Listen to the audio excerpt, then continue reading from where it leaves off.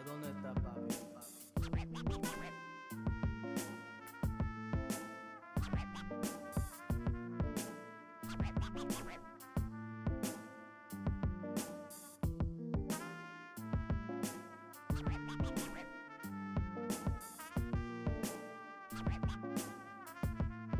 ¿A dónde está papi?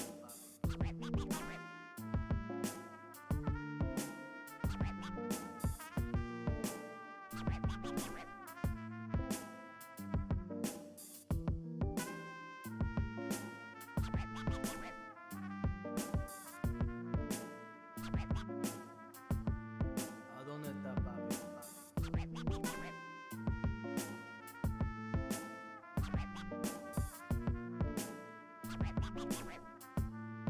¿A dónde está papi?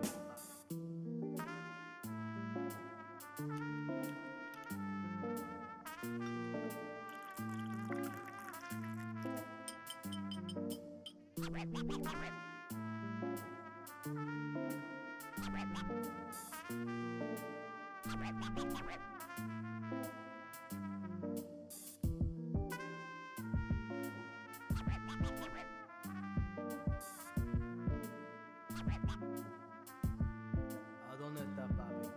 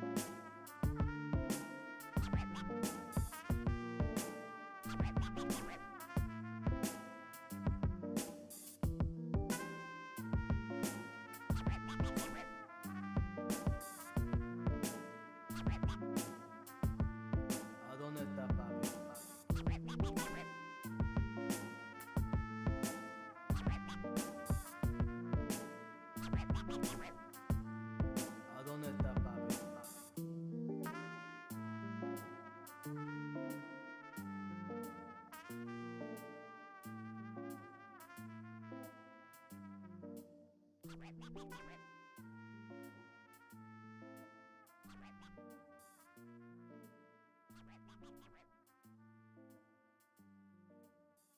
dónde está papi?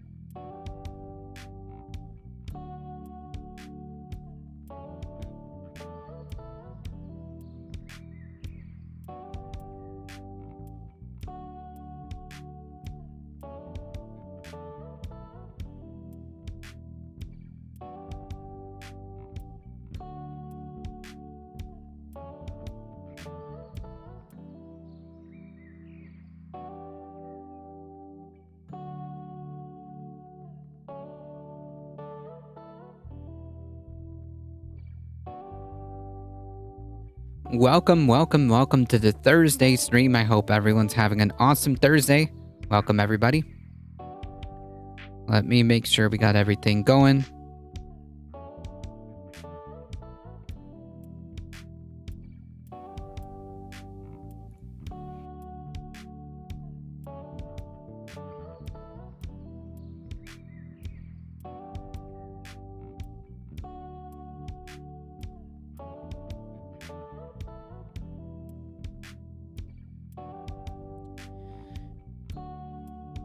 As the hilarity ensues,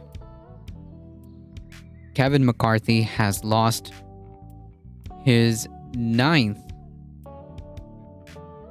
round of voting. Echo Wrestler Dragon, how's it going?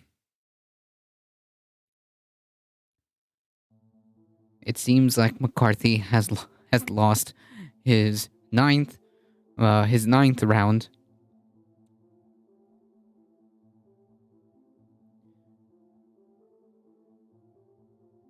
This is all incredibly hilarious.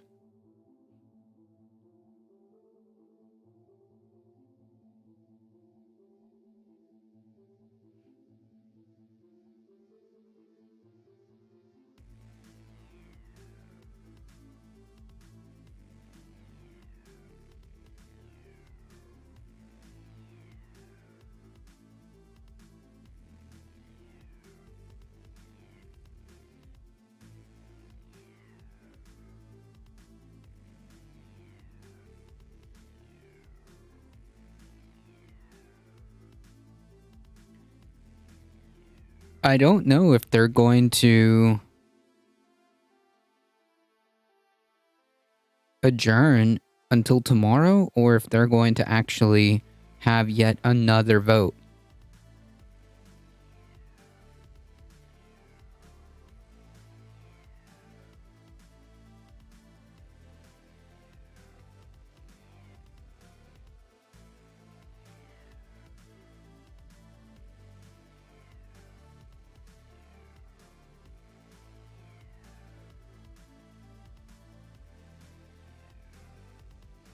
Oh, they're currently doing vote number 10 again? I mean, right now? That's funny. Let me see if we can pull that up. It's gotta be live, right? C-SPAN? There we go.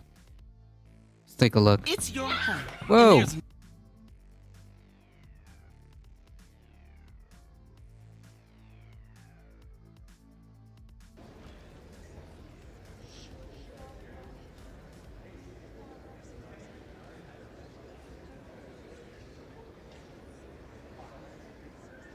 There's going to be an 11th? He's already lost the 10th round?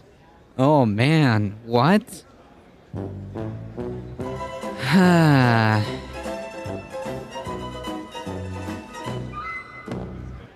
Sad.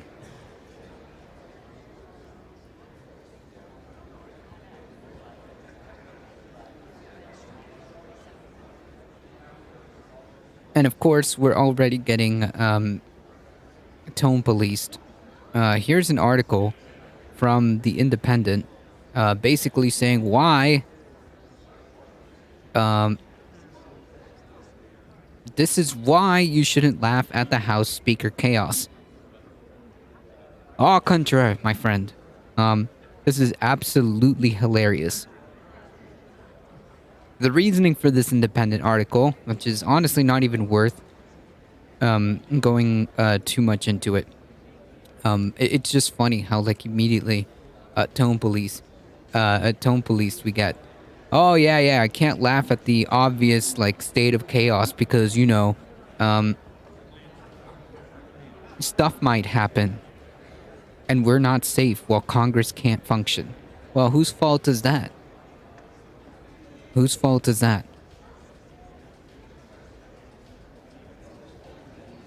Whose fault is it that a third of the country believes in like fantasy conspiracy theories and have elected and continue to elect the GOP?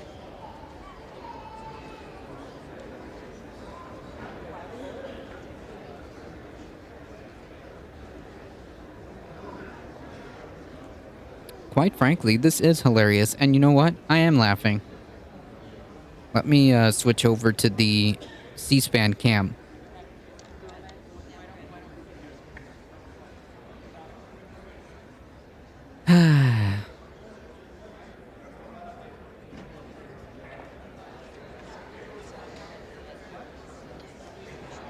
Gomez. Jeffries. Tony Gonzalez. McCarthy. Vicente Gonzalez. Jeffries. Good of Virginia. Donalds. Gooden of Texas. McCarthy. Gosar. Donalds. Oh, this is too funny. Hey, Alio, how's it going? Granger. Apparently, they nominated Hearn, which is further splitting the vote. Graves of Louisiana. McCarthy. Graves of Missouri. McCarthy. Green of Tennessee. McCarthy. Green of Texas.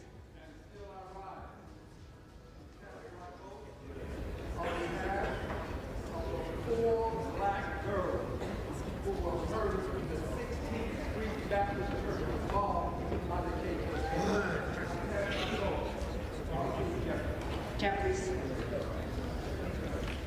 Damn. Should Twitch have a pool, like the 65th vote after 2 weeks? I don't know, but we should probably make like a Gamba stream to see how many times McCarthy is gonna lose this thing. If we're over under, I don't know, 20 votes. Because we're on vote 11. McCarthy. We're on vote 11. Guest. McCarthy. Guthrie. McCarthy. Hageman. The clown show does go on. How's it going, Cosmic Seeking? McCarthy. Carter of California. Yeah, this is the 11th Jeffries. round. Harris. Hearn. Harshbarger. McCarthy. Hayes. Jeffries. Hearn. Twitch is against gambling? No, Gamba stream, like with points, not real gambling. With, Higgins of Louisiana. truth points. Reward points or whatever the heck. You can make a gambling stream or a prediction. Jeffries. Shield mode. Hill. McCarthy. No, prediction. Yeah, you can make a prediction Jeffries. and gamble channel points on it. Henson. McCarthy. Horsford. I've been with this since Jeffries. It started on Tuesday. Yeah, this is an absolute clown show. It's hilarious. McCarthy. Houlihan. Jeffries. Hoyer. Jeffries. Hoyle of Oregon. Jeffries. Can you imagine if like Republicans forgot to count and they inadvertently math their way out of the speakership and give it to Hakeem Jeffries? Huffman. Jeffries. Hakeem Jeffries! Huizinga. McCarthy. On the plus side, the MAGA GOP looks real stubborn, no bills in real life to vote or amend. Well, yeah, right now there's nothing. Congress can't, the House can't move until this is sorted out. Jeffries. Jackson of Illinois. Jeffries. Jackson of North Carolina. Jeffries. Jackson of Texas. McCarthy. Jackson Lee. Yeah, and Jeffries is just sitting like watching it all. Yeah, like just to be clear, also, like just as a asterisk, Jeffries. I don't really care for Hakeem Jacobs. Jeffries. Jeffries. I mean, I think he's incredibly Jayapal. antagonistic to progressives while trying to pretend to have some kind of veneer.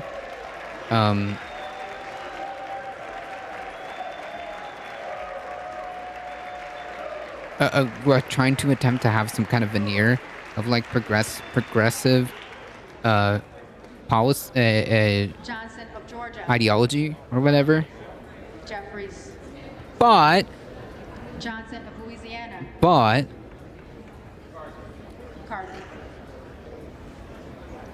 Johnson of Ohio. as Echo Rester Dragon just pointed out, seeing him in a speakership in a Republican House is hilarious. Jordan. McCarthy. Joyce of Ohio. Gates has nominated Trump. Yeah. He nominated Trump, which got like what, 1 vote. McCarthy. It doesn't matter who Gates votes for as long as it's not McCarthy. True. Jeffries. Captor. Jeffries. Kane of New Jersey. McCarthy. Keating. Jeffries. Kelly of Illinois. Jeffries.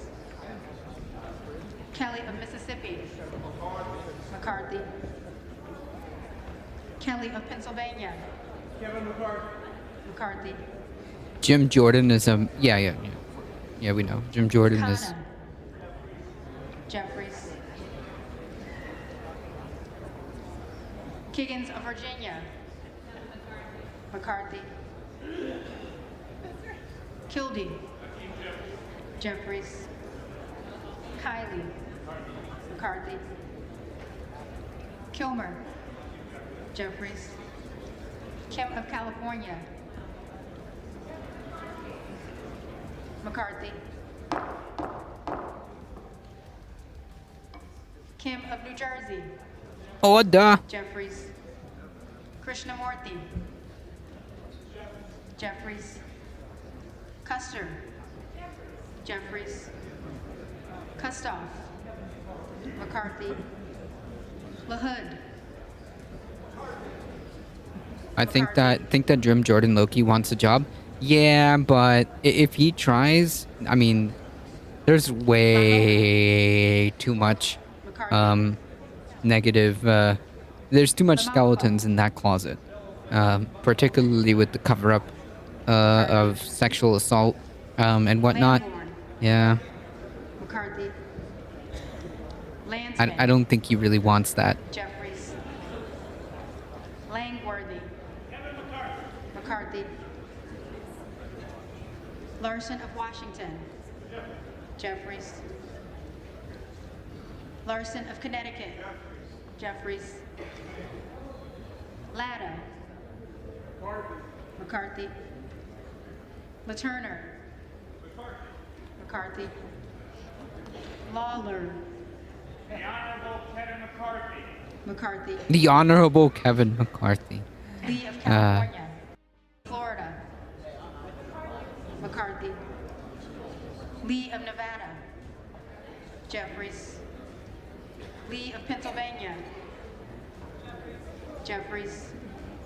Ledger Fernandez. Jeffries. Lesko. McCarthy.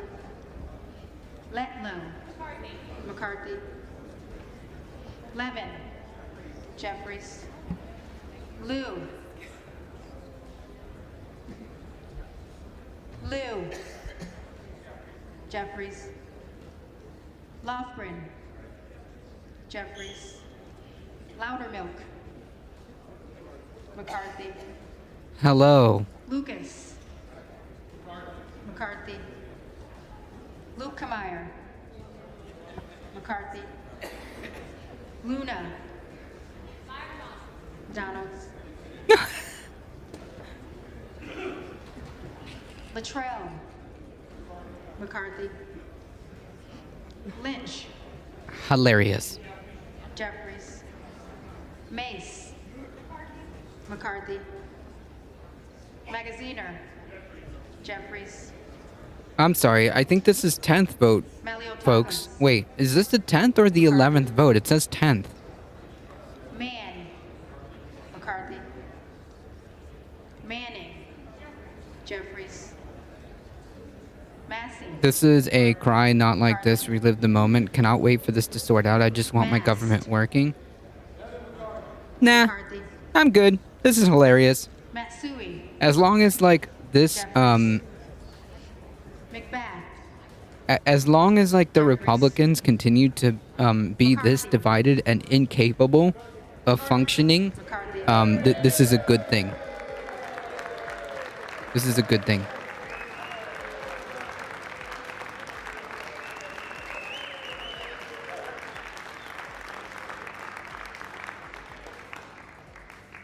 McCall. McCarthy. McLean. McCarthy. Exposed. McClintock. What? The Republicans? Yeah, absolutely. McCarthy.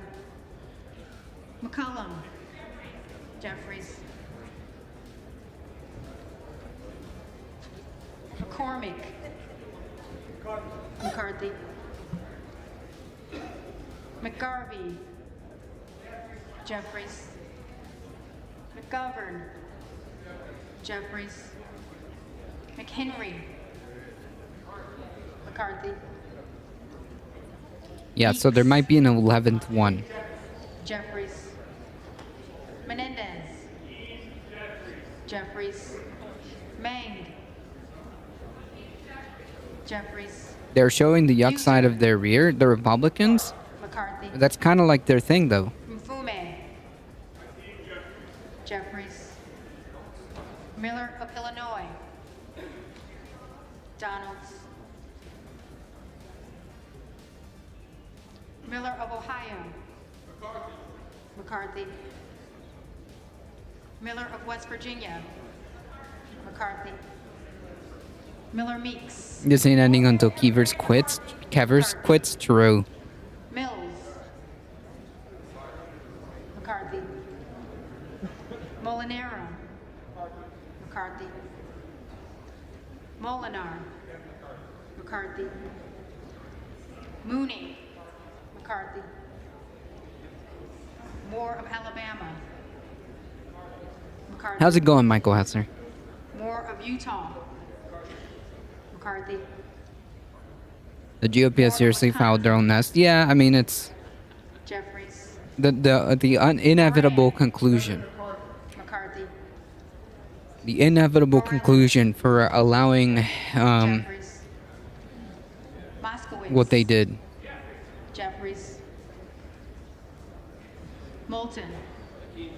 Jeffries. Mervan. Jeffries. Mullen. Jeffries. Murphy. McCarthy.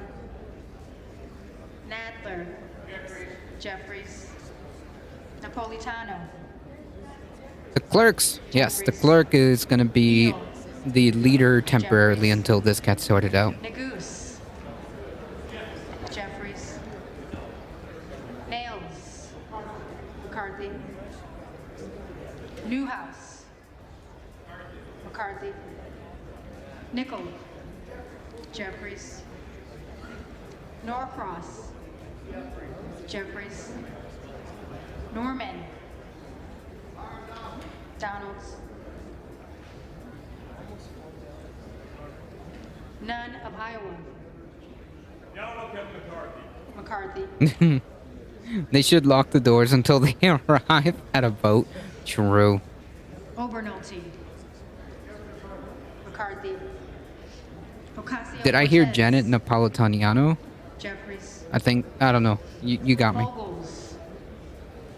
I missed it. Donalds. Good memes. Yes. It's, they've lost, McCarthy has Jeffries. lost, Owens. 14 votes. McCarthy. Pallone. It's not gonna cut it. Pallone. Palmer. McCarthy. Panetta. Jeffries. Pappas. Jeffries. Pasquale. Jeffries. Payne. Jeffries. Pelosi. Jeffries. Peltola. Peltola. Jeffries. Pence. McCarthy. Never mind. All right. Yeah. Honestly, I like Jeffries. didn't pay attention for a split second. Donalds. Hilarious. 15 votes. Peters. Jeffries. Pedersen. Jeffries. Fluger. McCarthy. Phillips. Jeffries. Pingree. Jeffries. Hocan. Jeffries. Porter. Make America useless again. This is Jeffries. going on. Oh yeah, no. This clown show has been going on the entire week. How's it going, Avon? Presley. This clown show has been going on the entire week. Quigley. It's great. Jeffries. Ramirez. Ramirez. Raskin. Raskin. Jeffries. Reschenthaler. All I can say is if Republicans forgot how to math and Rogers of Washington. voted enough present, there is a scenario where Hakeem Jeffries could win. McCarthy.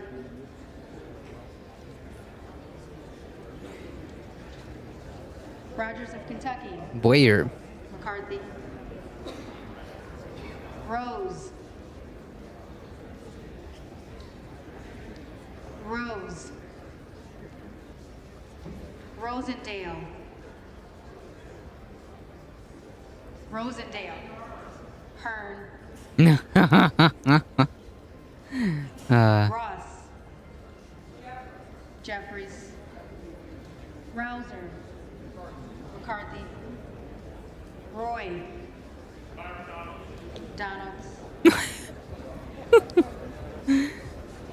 Ruiz. Amazing. Jeffries. Rupersberger. Jeffries. Rutherford. Rutherford. McCarthy. Ryan. Jeffries. Salazar. McCarthy. Salinas. Jeffries. Sanchez. Jeffries. Santos. Santos. Sarbanes. Jeffries. All right. Scalise. McCarthy. Scanlon. Jeffries. Schakowsky. How many more of these? Schakowsky. Jeffries. Schiff. Jeffries. Schneider. Jeffries. Skolton. Jeffries. Schreier. Jeffries. Schweikert. Plus 7. Austin Scott. Wow, there's still quite a number of them left to go. David Scott. Jeffries. Scott of Virginia. Jeffries. Self. Self. Self. Donalds.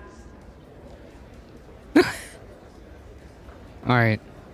Sessions. McCarthy. Sewell. Jeffries. Sherman. Jeffries. Sherrill. Jeffries.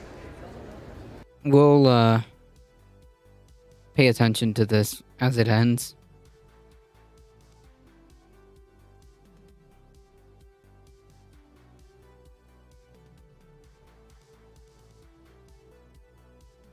Good memes, folks. Good memes.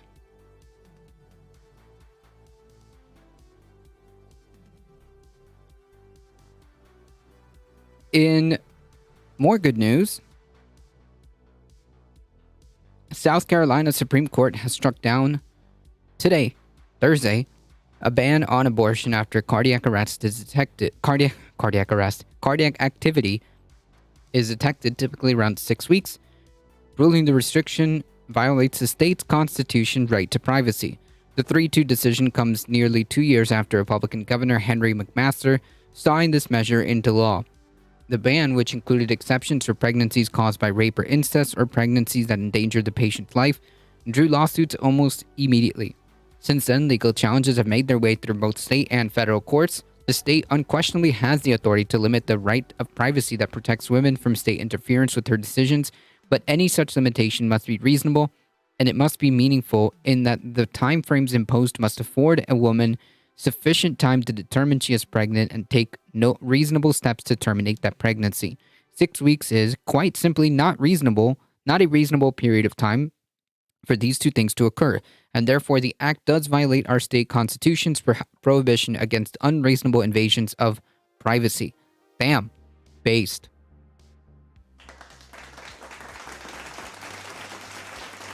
This is why sometimes paying attention to local races, state races, are incredibly important.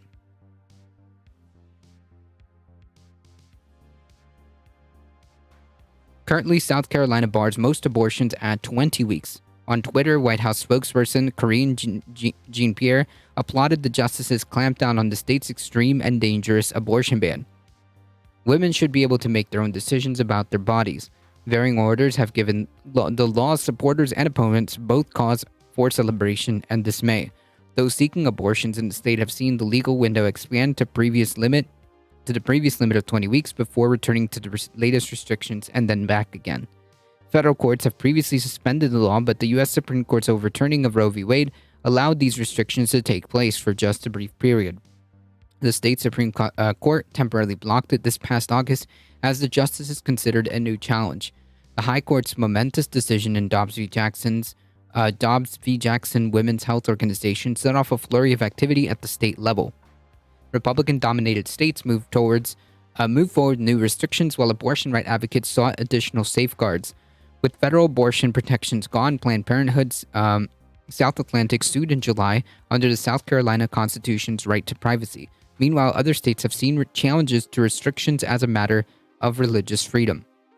In South Carolina, lawyers representing the state legislature have argued that the right to privacy should be interpreted narrowly.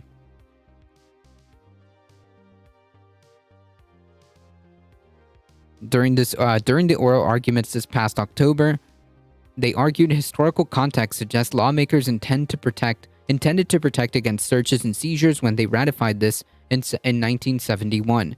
Planned Parenthood attorney representing the challengers have said that the right to privacy encompasses abortion. They argued previous state Supreme Court decisions already extended the right to bodily autonomy. Like, this is just kind of like to further the argument that at the end of the day, this is about bodily autonomy. And that Republicans don't believe in that. Because fundamentally, they're authoritarian. That is the wildest advertising that I have ever seen. Never again. Please don't. Chief Justice Donald Beatty and Justice John Canonfew joined Hearn in the majority.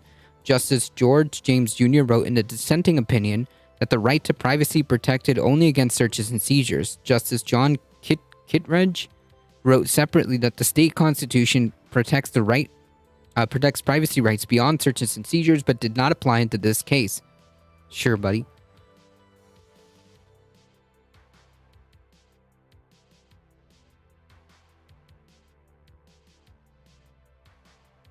While Few said a restriction on abortion's timing is, quote, clearly reasonable, he added that the law in question gave those considering it no choice at all. Effectively, that's the point.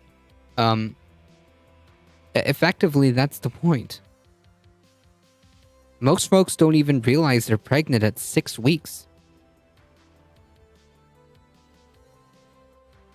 Thus, if a substantial percentage of pregnant women cannot know of their pregnancy in time to have a meaningful discussion, engage in sufficient deliberation and prayer, sure, then make timely arrangements to carry out an abortion, then I cannot envision a winning argument that meaningful choice exists, or that the denial of that choice is not an unreasonable invasion of privacy. I mean, whatever, it works. Multiple justices emphasized that Thursday's ruling confronted only legal questions and rejected the political aspects of the debate. It's both medically and ethically not reasonable. Well, both things that Republicans are consistent on. Being unreasonable, both medically and ethically. The justices' limited ruling left the door open for future changes. The State House and Senate failed to agree on additional restrictions during this past summer's special session on abortion. Still, a small but growing group of conservative lawmakers have vowed to push that envelope once more this legislative session, despite some Republican leaders' previous insistence on no agreement is possible. In a statement to the AP, South Carolina Democratic Party Chairman Trav Robertson applauded the ruling on Thursday, which he said amounted to a voice of reason and the sanity to temper the Republicans' legislative action to strip rights away from women and doctors. Republican South Carolina House Speaker Murrell Smith Jr. wrote in a series of tweets that the state justices followed the path of the U.S. Supreme Court in Roe v. Wade by creating a constitutional right to an abortion where none exists. Okay. Smith echoed Justice Kittredge in adding that the decision failed to respect the separation of powers. Okay.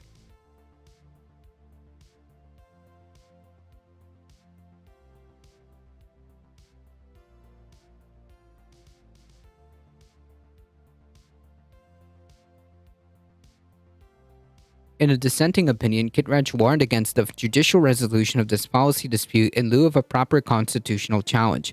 Our legislature has made a policy determination regulating abortions in South Carolina. The legislative policy determination, as contained in the act, gives priority to protecting the life of the unborn. It's not a life if it is, quote, unborn. Okay, whatever. It's deliberate, of course. They just need a veil of justification, and they're not like stupid about it. True. Their only argument is it's not explicitly stated in the Constitution, thus it doesn't exist. But that's not how constitutionality works. Right. Right. I mean, like, first of all, like, the Constitution is supposed to be a very broad piece of paper. But okay.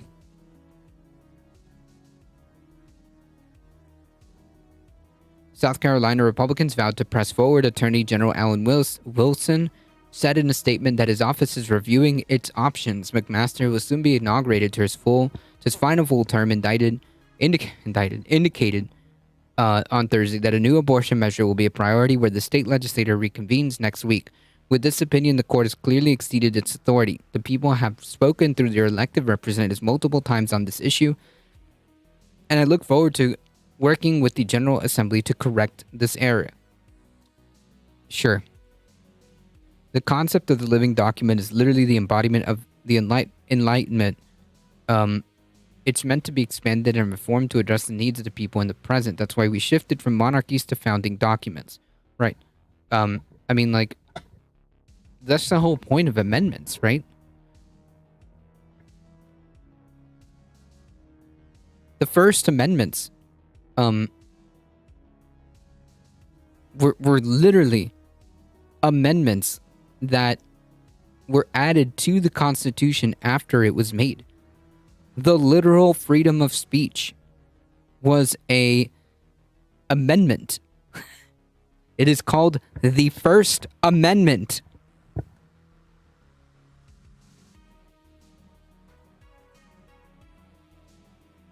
Every modern liberal democracy amends its laws, right? I mean, we kind of have to.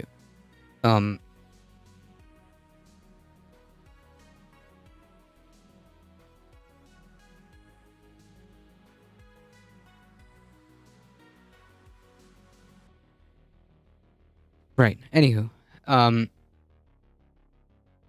they don't like that. Tough. Right. Which further illustrates my point that Republicans are just fundamentally incompatible with democracy.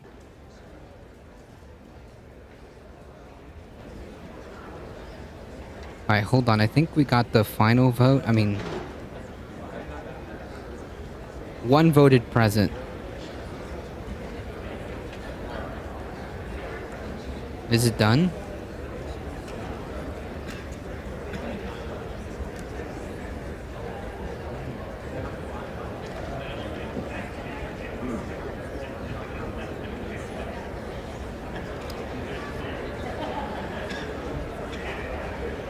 No, this is round 10, not 8.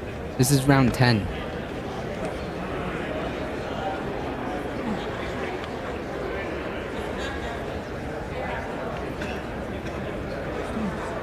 Yeah, I went to sleep and I woke up to around 10.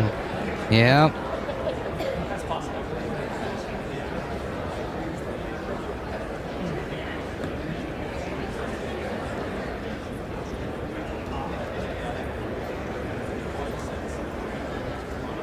It's done.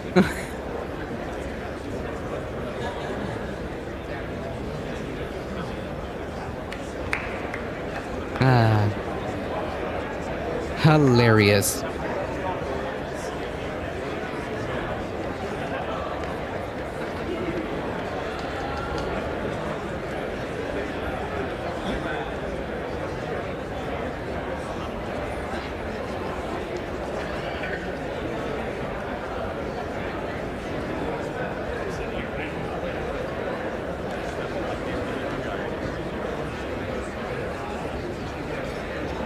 I was down to talk.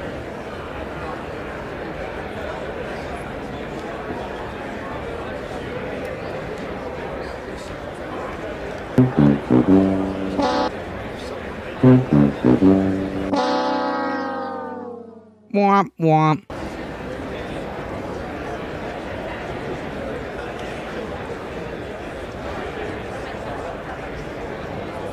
sad for the government workers because they can't do shit without swearing in these assholes. Well, I mean, this is just round 1 of 5 government shutdowns. Jesus.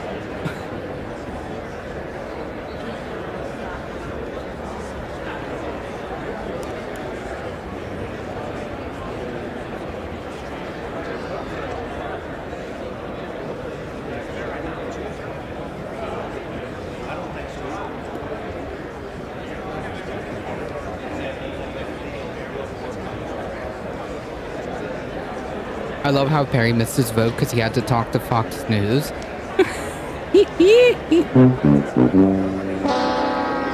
Wow.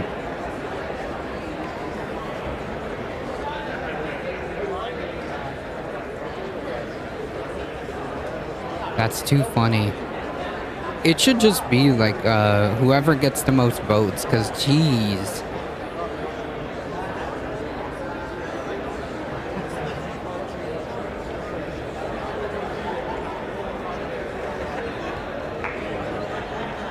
I think the system is highly inefficient. Oh, 100%.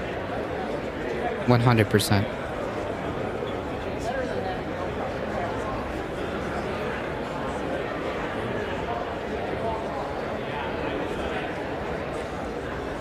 All right, well, good memes. Anyways.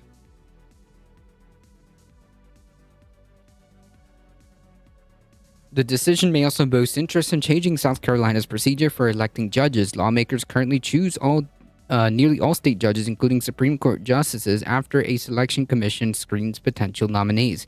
In a statement, South Carolina GOP chairman Drew McKissick called this decision extremely disappointing and yet another unfortunate example of judicial activism. As opposed to the other judicial activism that they want for them. Cool. And said the ruling goes against the will of the voters in South Carolina and is yet another reminder of the critical need to reform the judicial selection and election process. Right. So I don't like the end results of the judicial system because I fundamentally don't believe in any of it unless it goes my way. Gotcha.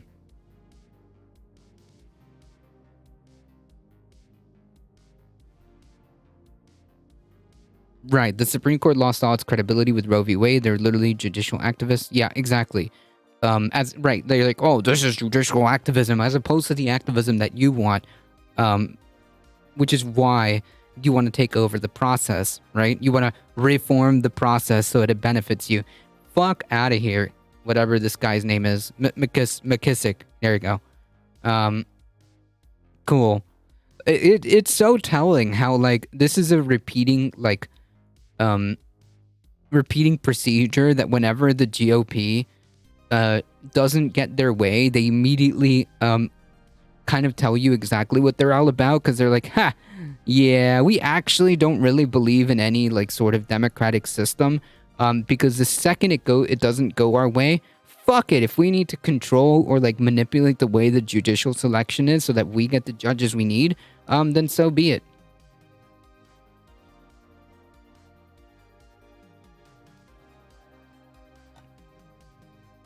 The second anniversary, yeah, that's tomorrow. Because I'm guessing people are getting bored of the speaker vote. Maybe. Nah, I don't think anything's gonna happen tomorrow. Maybe they'll make like a mention of it, but I don't think anything's really scheduled for tomorrow. Maybe like a speech. I don't know. If like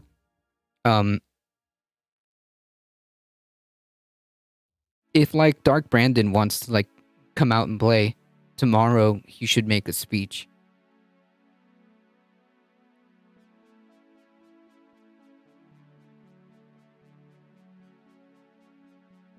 Eric Wasson, Bloomberg, tweets out, there's a key moment during this last vote in the negotiations. Representative Ralph Norman has entered the negotiation room, invited to look at the deal.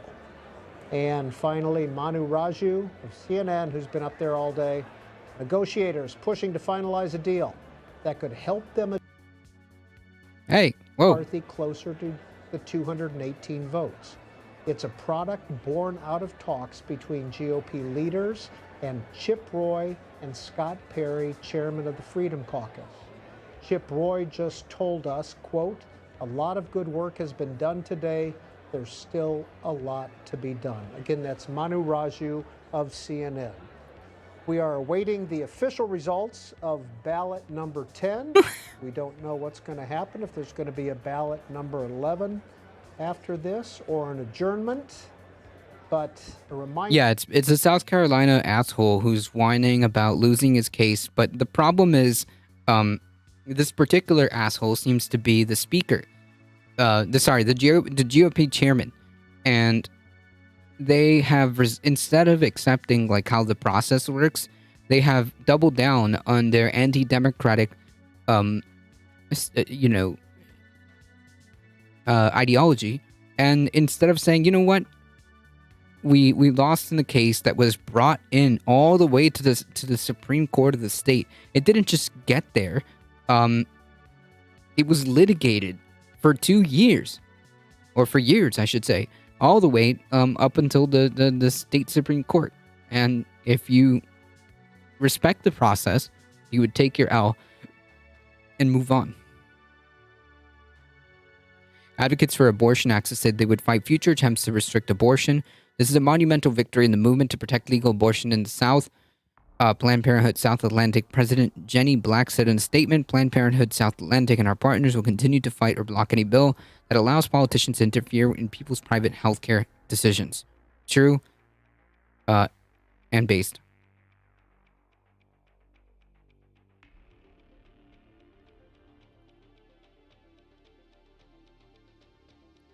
They have full right to legislate abortion bans right now since there's no federal protection, so they're going to push for it, especially in South Carolina. If their state Supreme Court stopped it, it's good. Yeah, that's ostensibly what happened.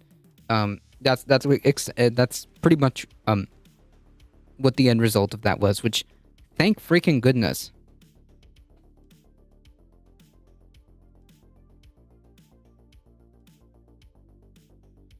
All right, let's shift gears really quickly. Biden regulators propose banning non-competes. The Federal Trade Commission on Thursday, today, kicked off the process for regulating non-compete clauses in employment agreements, issuing a proposed rule that would largely ban the practice.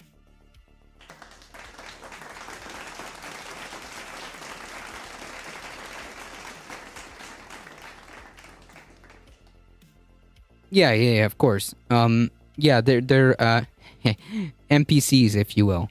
I've heard it all, and it's all the same it's all the same tree, dialogue tree. I mean, if you want like the cliff notes, just listen to Ben Shapiro. He'll give you the cliff notes, which the rest of them kind of just go off from there.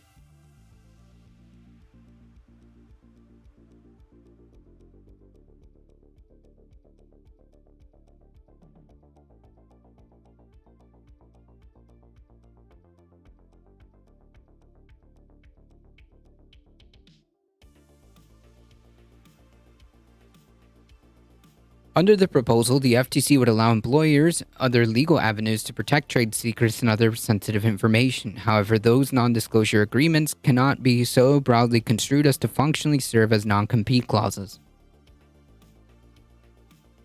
We're not talking about your run-of-the-mill NDA. Elizabeth Wilkins, the FTC's Director of Policy Planning, said on a press call on Wednesday reviewing the action, "We're looking at things where an employer is trying to get around these rules with other words. The FTC is also looking to prohibit other types of employment provisions under the rule that have the same effect as the non-compete. That could include requirements to repay training expenses if a worker leaves a company within a certain period of time. The FTC's proposal would extend nearly all work arrangements, including unpaid or volunteer positions, apprentices, and independent contractors, in addition to regular employees. Based. The proposal fulfills a key pillar of President Biden's competition policy agenda from last year. In a sprawling executive order from July of 2021, the White House directed the entirety of the federal government to prioritize work involving competition policy and enforcement, particularly in labor markets. That specifically included a rulemaking effort by the FTC on non-compete clauses.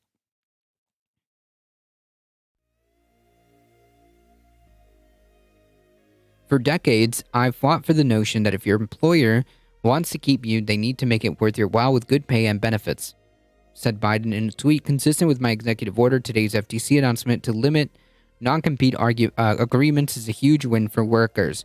Non-competes are a widespread and often exploitative practice, true, that suppress wages, hampers innovation, and blocks entrepreneurs from starting new businesses.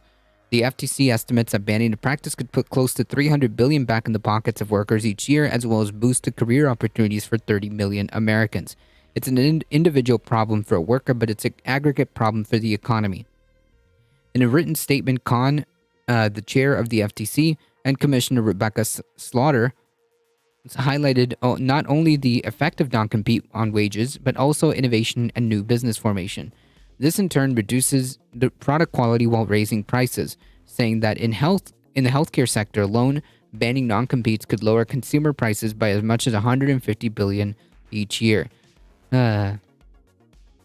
Healthcare and consumer in the same word, in the same sentence. Good memes. Good memes. The FTC commission, you know what also would save like a ton of money, like to the tune of tens of billions of dollars consistently?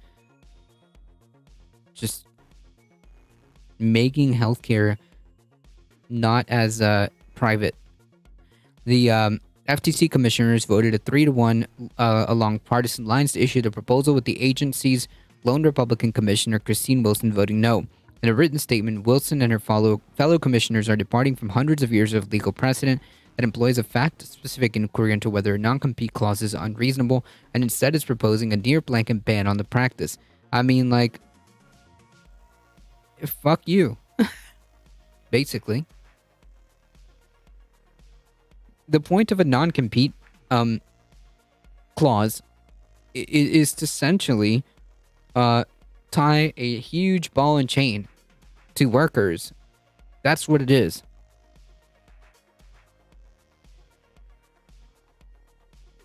The U.S. is a very special case of directly advertising to patterns, which is something that doesn't happen in a lot of other places. They can't have a surgeon sell their quote-unquote services to a patient directly, right? Like, that's just so weird. That concept itself is so weird.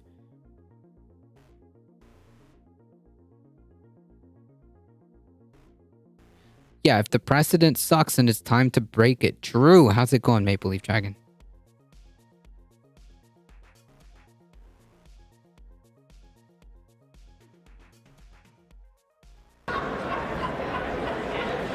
Do we have any updates?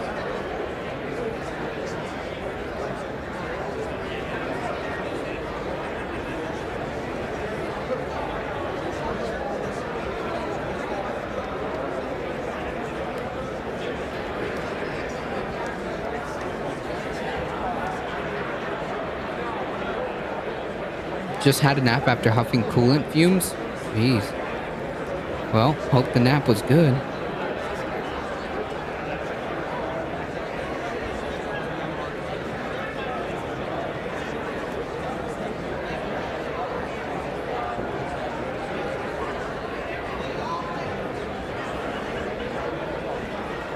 No, nothing's happening right now. All right. Wilson also questioned whether the agency has constitutional authority to issue these rules, said a recent U.S. Supreme Court opinion limiting the EPA agency's authority dooms the FTC efforts on non-competes, which is exactly what we were talking about. It's not, obviously, like, it's not just the problem that the Supreme Court decided to do this. It's the domino effect that would happen. Things like this. Unbelievable. The U.S. Chamber of Commerce also criticized the proposal, saying that the agency lacks authority to issue this rule and that ignores the benefits of the practice. Attempting to ban non-compete clauses in all employment circumstances overturns well-established state laws which have long governed their use, and ignores the fact that when appropriately used, non-compete arguments are an important tool in fostering innovation and preserving competition. So what you're saying is that, like, technically, it works on paper. I spent the afternoon bowling, bowing in reverence and providing oral offerings to the porcelain throne. Jeez. Yikes. I hope you're feeling alright. Or better, at least. Sean Heather of the U.S. Chamber of Commerce, Senior Vice President for the International Regulatory Affairs and Antitrust, said in a statement. A little better? Well, that's good. According to the three other commissioners, in many cases, employers leveraged their outside bargaining power to compel workers into signing these contracts, such as by making them a condition for receiving severance pay or part of an employment agreement.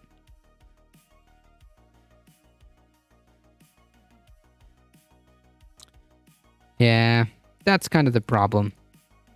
For too long, coercive non-compete agreements have unfairly denied millions of working people the freedom to change jobs, negotiate for better pay, or start a new business, said Sarah Miller, who heads the anti-monopoly group American Economic Liberties Project.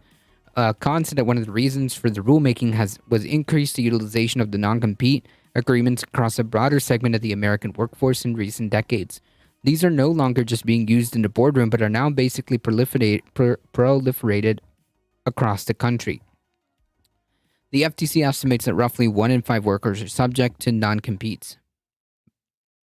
In a tweet, Senator Ron Wyden, who chairs the Senate Finance Committee, said non-compete clauses are anti-worker and anti-American, plain and simple. I'm glad the FTC is moving to end this practice and level the playing field for American workers. Well, it's anti-worker, but it's aggressively American. As a precursor to the FTC on Wednesday, announced enforcement action against 2 glass companies and a pair of related security firms over their use of non-competes. States including California, North Dakota, and Oklahoma, as well as the District of Columbia, have already outlawed the use of non-compete agreements, and other states restrict their use among certain groups of workers. The process to write and implement a rule can be lengthy and includes a public comment and potential legal challenges. A final rule will likely not be in place until 2024. The FTC will open the proposal for 2 months of public comments, and the rule will take effect 6 months after a final version is published. The FTC uses its rulemaking authority to enforce its consumer protection mandate, including recently proposed regulations governing privacy and data security practices. The last time the agency issued a competition rule, however, was in 1967 governing discriminatory practices in men and boys' tailored clothing industry. The rule was never enforced and was rescinded in 1994.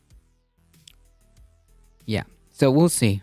Non-compete clauses are bullshit, and they quite frankly shouldn't exist.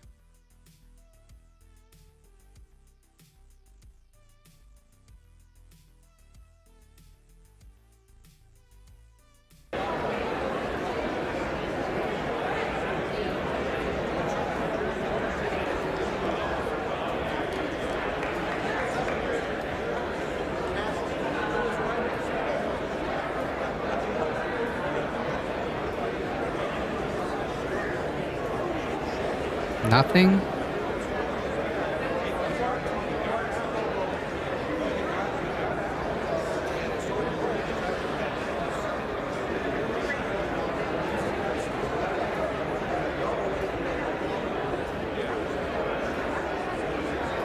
Okie dokie.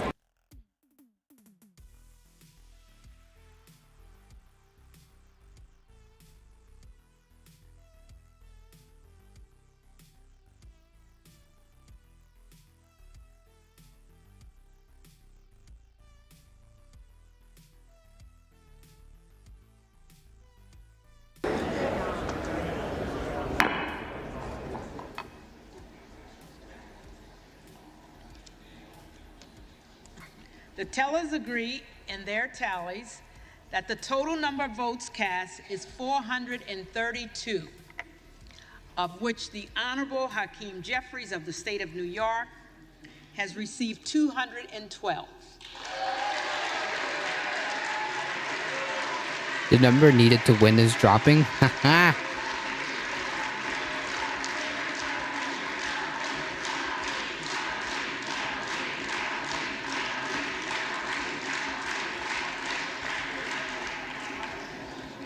The Honorable Kevin McCarthy of the state of California has received 200.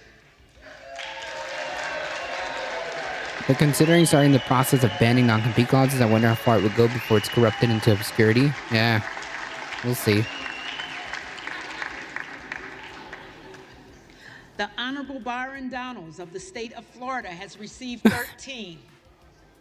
The Honorable Kevin Hearn of the state of Oklahoma has received 7, with 1 answering present. No member-elect having received a majority of the votes cast, a speaker has not been elected. For what purpose does the gentleman from Arkansas rise? Madam Clerk, I rise tonight in the spirit of 1923 to address the House. Madam Clerk, Does to the gentleman nominate seek Kevin, to nominate Kevin someone? McCarthy, Speaker of the House. The gentleman is recognized. First, let me express my deep appreciation, the appreciation of everybody in this room for the work you're doing, Madam Clerk.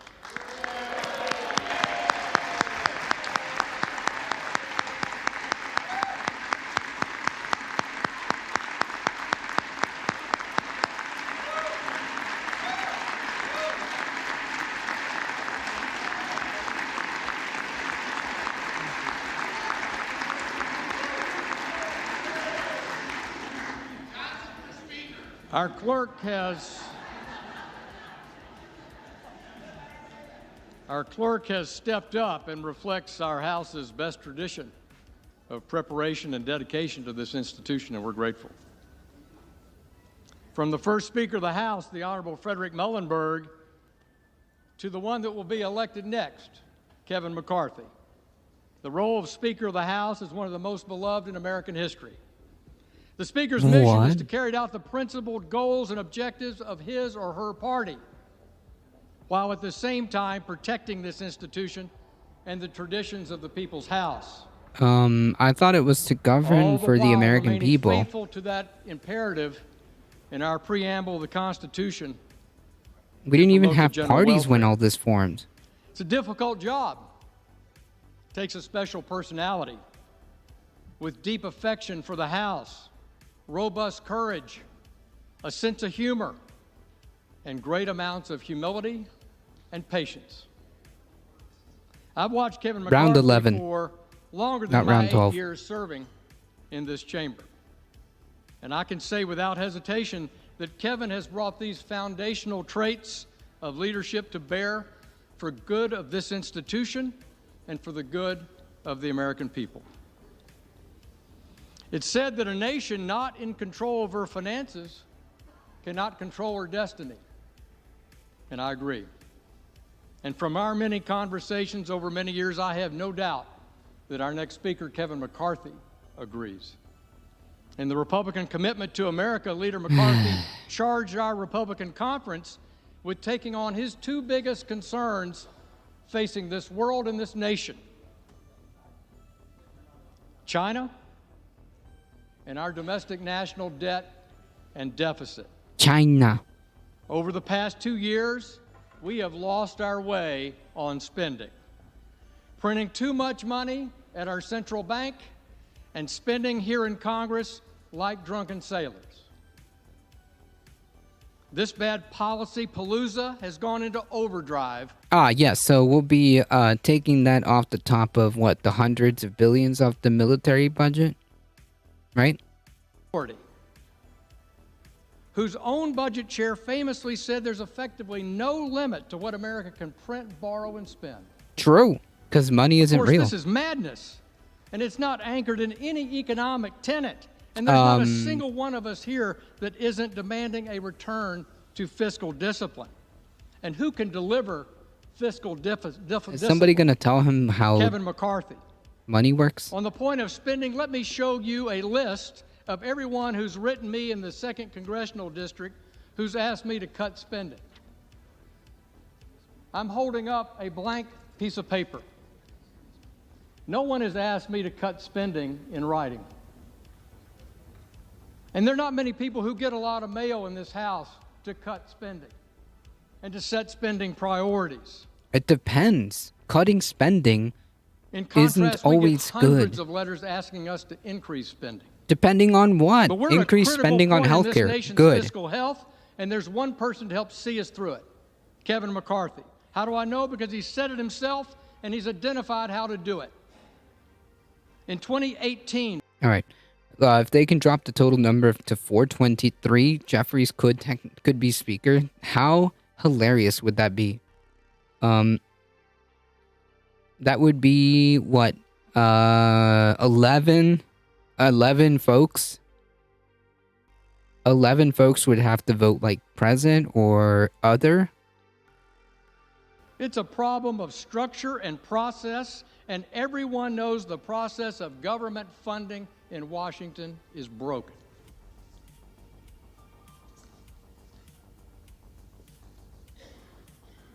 He went on to say, when you change structure, you change behavior. And that no matter what, we know that the structure set up by the Congressional Budget Act of 1974 has only worked to its successful completion 4 times in 44 years. We have nothing to lose by making big changes. That's your next speaker on the floor of this House in 2018. Kevin McCarthy is committed to making big changes. We've heard it in our conference meetings. We're We've not heard voting. it in our Gotcha. rules debates. We know this becomes to reforming the budget process, fighting to bring all 12 appropriations bills to the floor under regular order and on time, and crafting changes to structurally rein in spending in this House. These changes will bring sanity back to our fiscal process. I'm committed to bringing sanity back to the fiscal process, and I hope every member on this floor will be and follow The 11th work? Mr. Yeah, the McCarthy's 11th time. Much has been said by our friends on the other side of the aisle, my good friends, the so-called popcorn caucus this week, if you will, over the past few days about 1923, and that we're having a robust discussion here among House Republicans as to who will be the next Speaker of the House. Yeah, Republicans could never do that. Back in They're not interested in that. 1923, They don't the give a insurgency shit. among Republicans then was from the center left of the Republican Party. Today, it's from the center right. But there's more to the story in that fight 100 years ago. And I want to remind you of that history. When Fred Gillette was elected Speaker on the 9th ballot in 1923, the outcome was a more robust, more unified Republican conference. One that would go to work with President Calvin Coolidge, cut government spending, balance the budget, cut taxes while paying down the debt. House Republicans 100 years ago unleashed a pro-growth agenda. House Republicans under Speaker Kevin McCarthy will unleash a pro-growth agenda to get this economy moving. The real Wendy Testaberger with quite a rap sheet. Can't the Republicans talk with each other to find a compromise? They don't give a shit. This is hilarious. This is absolutely hilarious. I like pie. How's it going? How long do we think this will last? I don't know, but I'm gonna laugh and I'm gonna enjoy the memes as the Republican Party is imploding. What does an 11th vote? What does a 11th vote is good for? Without talking to each other. They have. The problem is the extreme contingent is not giving in, and it's hilarious, and it's quite possibly the best thing that could happen.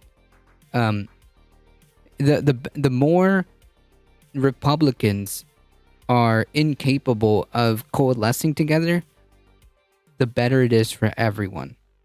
Okay?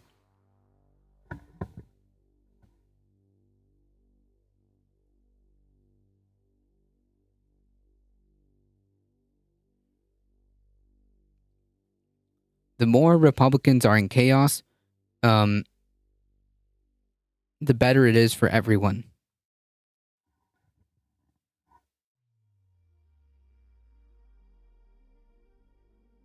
Are there 6 Republicans who get sick of this and vote for Jeffries? I don't see that scenario. Maybe. But that would be hilarious.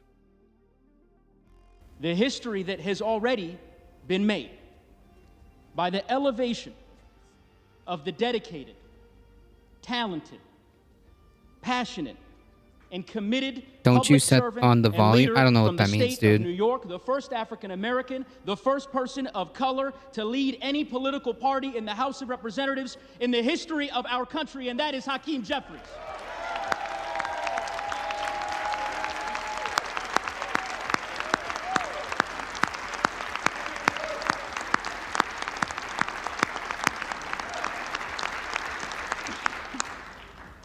Madam Clerk, it is with great pride that I rise to nominate the gentleman from New York, the man who has been the lead vote getter 10 times and counting, to be the Speaker of the House.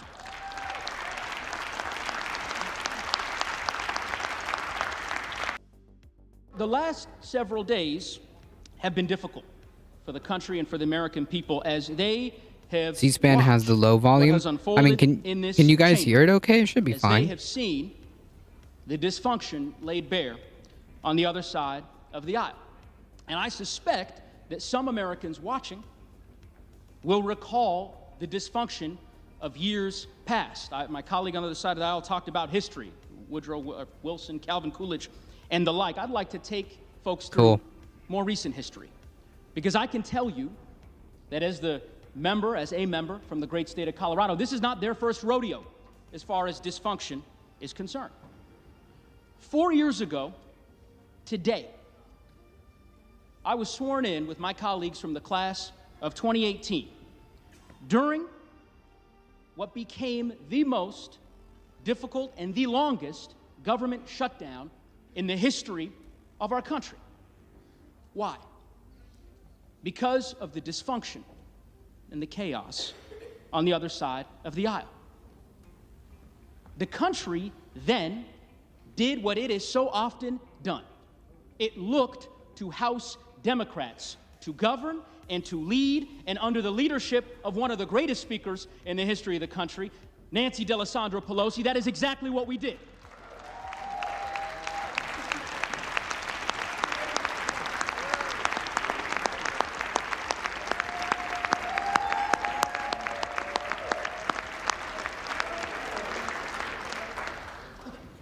If we want to talk about history, let's talk about recent history. 2 years ago, tomorrow, Nancy D'Alessandro I stood here, Pelosi, so many of you in this chamber, whatever her name is, as our democracy was attacked, as our colleagues on the other side of the aisle tried to overturn an election. True, based. And the country, yet again, did what it has done before. It looked to House Democrats to lead and to govern. And that is exactly what we did when we certified the election and we safeguarded the transfer of power. So, Based and true.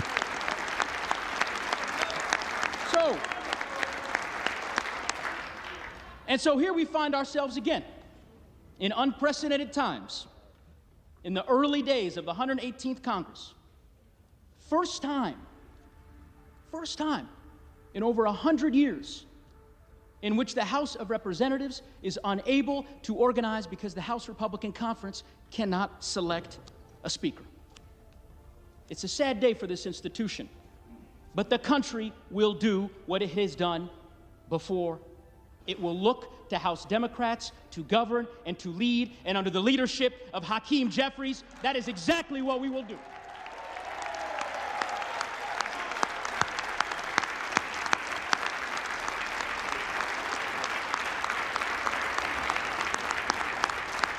If you think the speaker is bad, wait till you're gonna try to elect president. So many, over the course How do you of the clean last up 3 glitter days effectively? about the wisdom.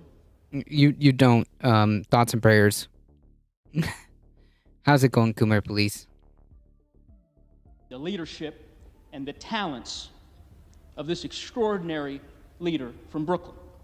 Well, at least it's But let me outside your tell you house. why I believe that he is the person for this moment. Centuries ago, our nation's second president, John Adams, laid bare his fear. These speeches are members useless. I of feel this like this is a body waste of time. How come they just don't vote? Because they want to gain try and inspire in influence by, something? Yeah, quote, maybe. I don't know. Meanness, not greatness. By noise and not sense. By ignorance and not learning. Hakeem Jeffries' leadership is True. rooted A leaf greatness blower. and not meanness. It is rooted in learning and not ignorance. His approach is rooted in common sense and not the empty and jaded cynicism and noise that we see so often in our political sphere. He is a leader for our times, which is why I believe he is the leader for this time. The bottom line, my colleagues, is this. It is 6:30 p.m. here in Washington, D.C. The House of Representatives, this sacred institution, needs a leader. It needs a speaker. It needs a leader who will inspire us. A leader who knows that our best days are yet ahead. A leader committed to our communities and our Constitution and our country. And I am here to tell you that leader is Hakeem Jeffries of the great state of New York. I just saw some Trump tweets on the whole speaker drama, and I swear the more I see the tweets, the more they remind me of those spam emails. True. It gives me great honor. I mean, he is a Chairman of the scammer. House Democratic Communications and Policy Committee to nominate Hakeem Jeffries for Speaker of the House.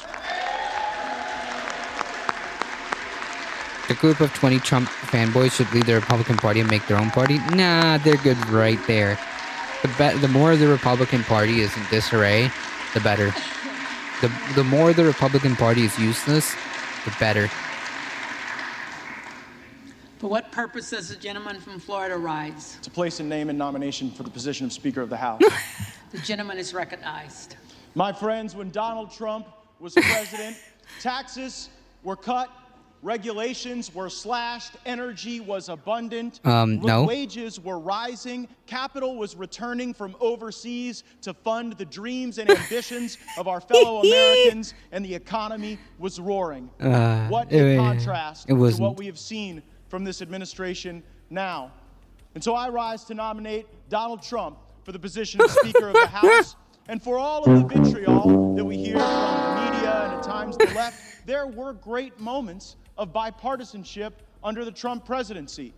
And the Democrat nominee for Speaker knows that well because he led valiantly on the efforts for criminal justice reform, and I was honored to join him. And I know no matter who's sitting in that speaker chair, we got a lot of work to do on that very issue. We took a first step, but there's a second step and a third step to take, and I'm glad that we were able to work with President Trump, with Republicans, and with Democrats to provide real outcomes for Americans, to create greater prosperity and more opportunity. True. Go off, King. I also care deeply Go off. about President Trump's focus on our nation's veterans.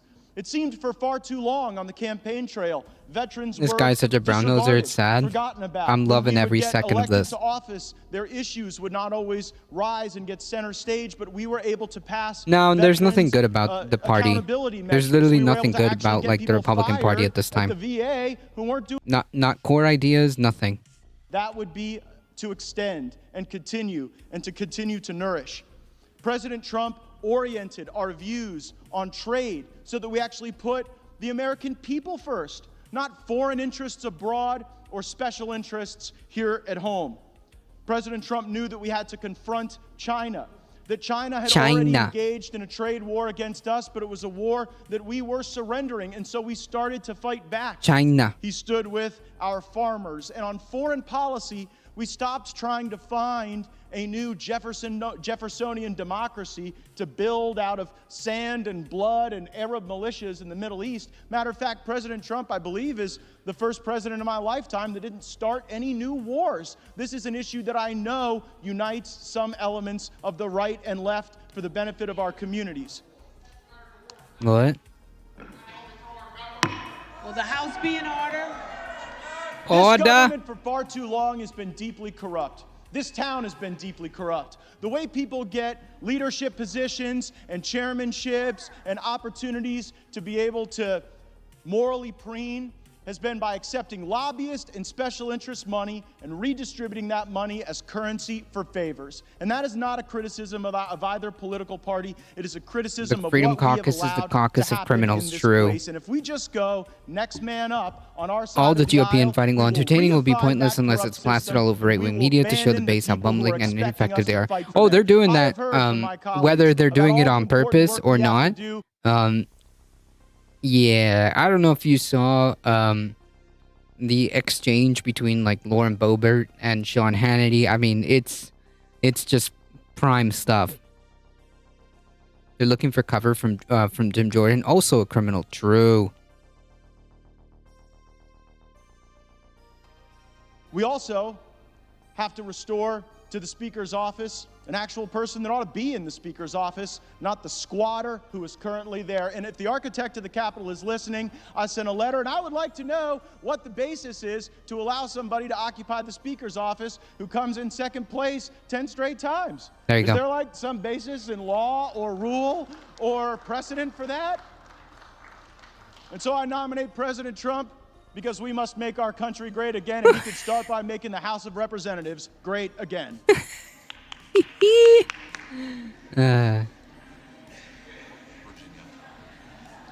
For what purpose does the gentleman from Virginia rise? Madam Chair, I rise for the purpose of placing a name in nomination. The gentleman is recognized. Thank you, Madam Chair. What a privilege we all are enjoying tonight. We are The one all person that enjoying clapped, as elected true. members of this great body. The People's House, as it has been said. And what a great representation of the constitutional republic in which we enjoy living, the greatest country in the history of the world. As we play out as the people's representatives in selecting the all-important position of the Speaker of the People's House. I was out in the southeast balcony here just a few moments ago, looking out at the Supreme Court. Yeah, I'd looking at nominate the Yami flag Yuki. flying True. above this Capitol building, looking at the Jefferson and Madison, both Virginians, by the way, libraries of Congress, and pausing to do what probably most of us recognize we fail too often to do, to take it in, this high privilege, this distinct honor that we have to be the people's representatives from our respective districts in this House, here in this Congress. This is the greatest nation in the history of the world.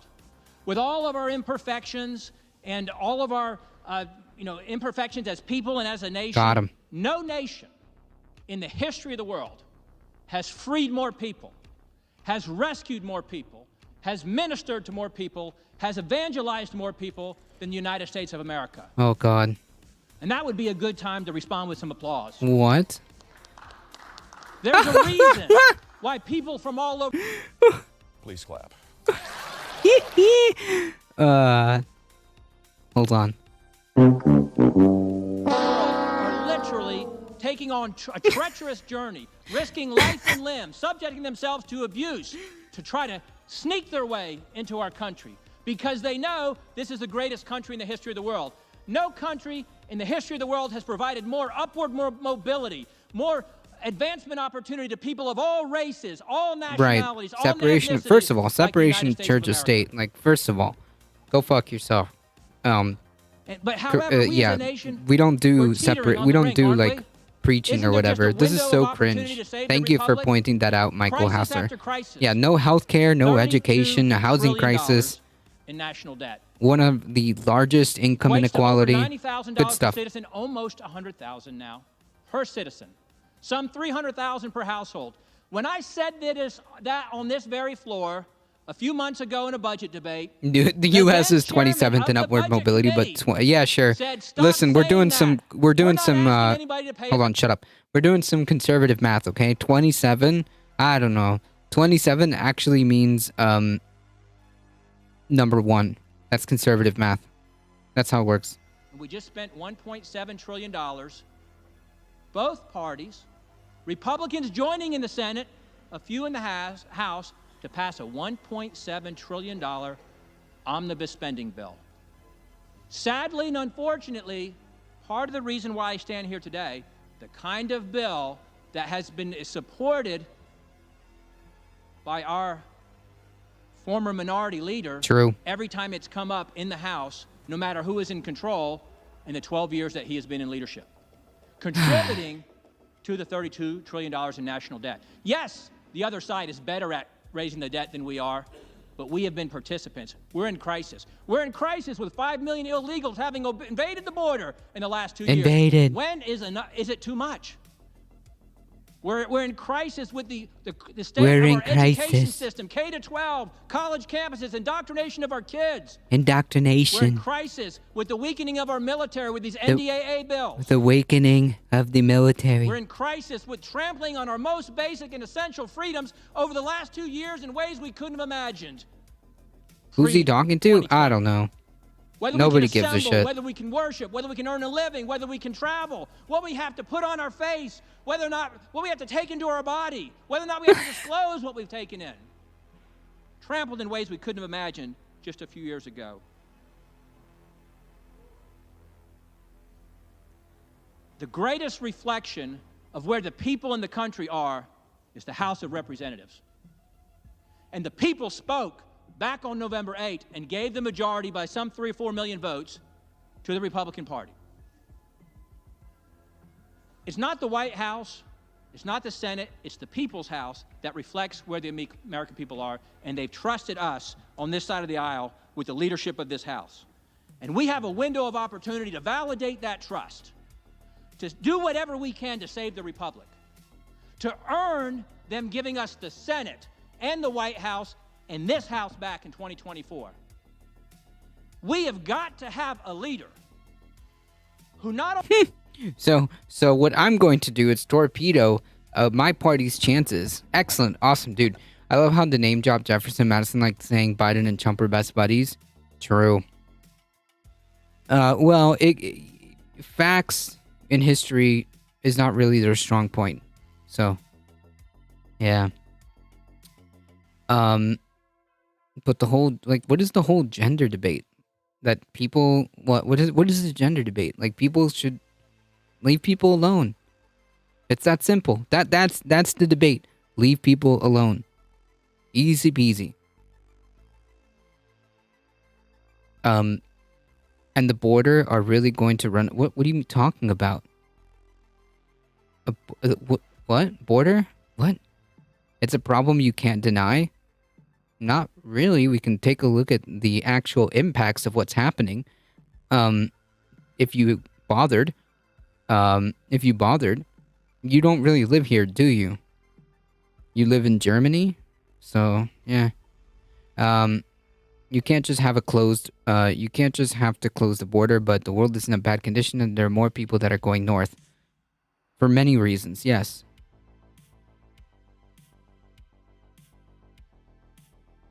It's just so effing rich at this indoctrination talking point coming from these religious people who would literally indoctrinate kids. Yeah, exactly. Yep. Isn't it? What is it, folks? Every accusation is just a confession.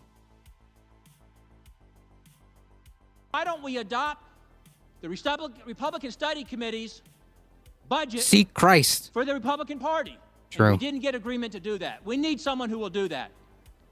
And we need someone who's the head of the largest caucus in the Republican Conference, someone like Kevin Hern. So it's my privilege to put an official nomination, Kevin Hern, for Speaker of the House. Thank you, and I yield back.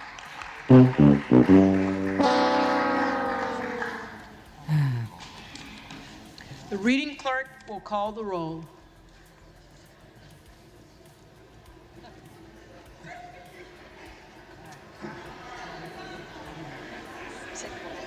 I nominate God as Speaker. True. You might as well.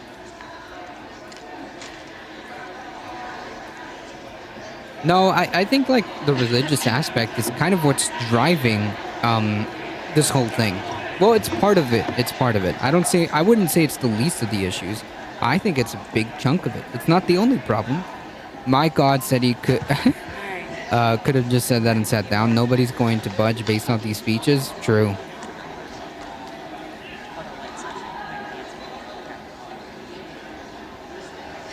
So here we are. Adams. Jeffries. Adderholt. here we are with round 11. Right, yeah, 13's the charm. How's it going, Pirate Ninja? Are we gonna should we do an over-under? Should we have a Gambit stream over-under? They're normalizing this for 2024, so they cannot confirm a Dem president. Like, well, they don't really have a choice here, do they? Like, what do you, like the, what is it called? Like the certification of the presidential election? I don't think they have a choice in that. I think it's largely ceremonial. But, I mean, maybe. Who knows? That's very disconcerting, and that's very disturbing that that's a possibility. Because if you're right, SV Harkin, that's wild. The force to vote in 2020 was set up to have McCarthy in the speakership.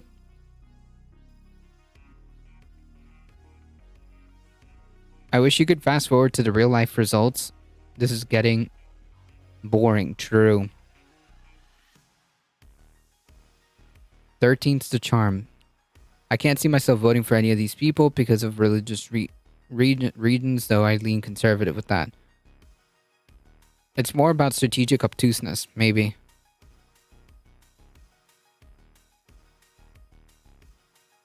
Well, this is gonna go into another vote, so we'll leave this.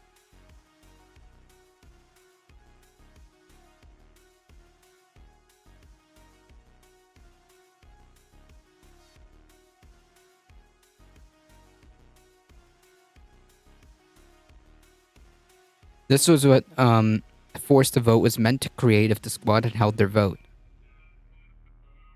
Oh, okay, I see what you're saying. So what you're saying is that the end result of force to vote was, or what you're saying, that the possibility is that a scenario where force to vote happened would have opened the playing field for McCarthy to become speaker, right? Is that what it is?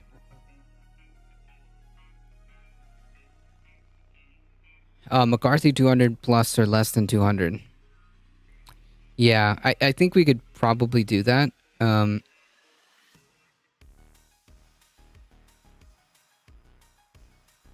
me see.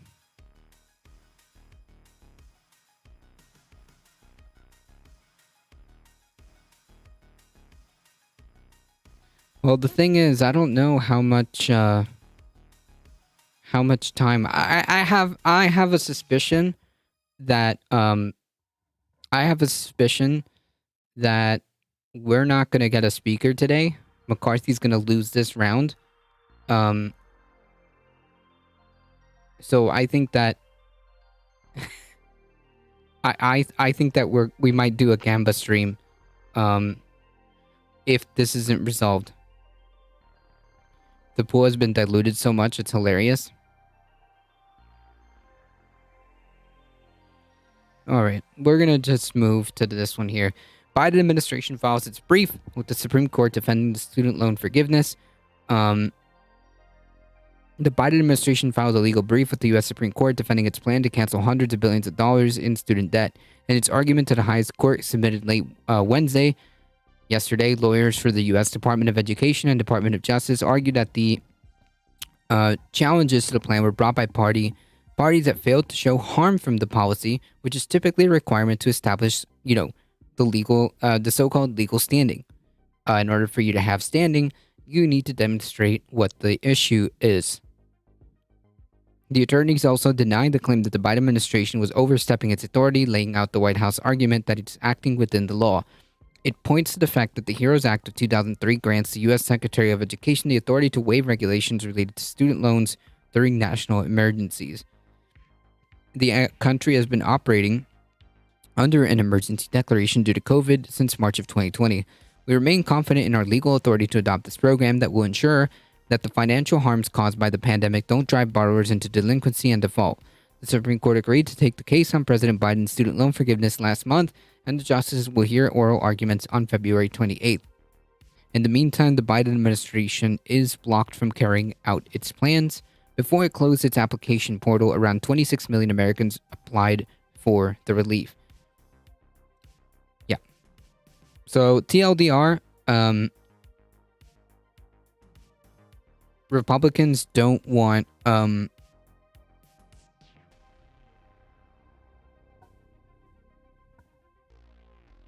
Republicans don't want you to have like the most modicum of crumbs. And I think it's incredibly cruel that even the idea of some relief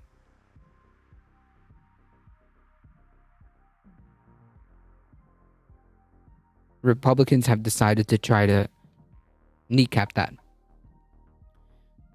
201, Bob Good's riveting speech prevented a sub 200.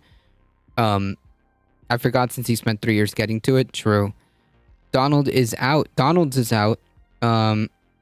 Kevers might get 214. Is that enough, though? Is that enough?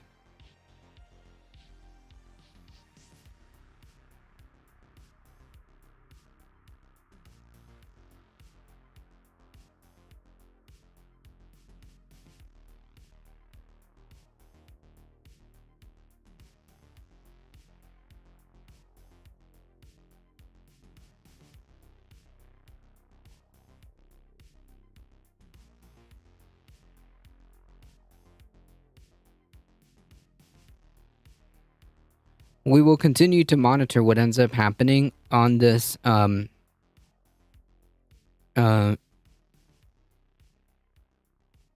this front.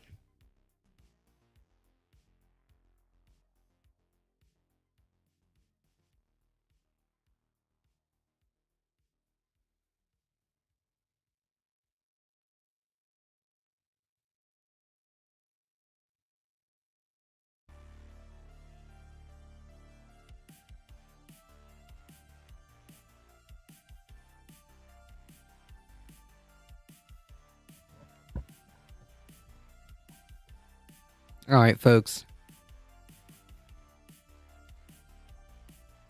I got a video in my feed of Mr. Beast in 2014 telling himself to have 1 million in the future. Jesus. Half of the U.S. House cannot see sense and forget about McCarthy.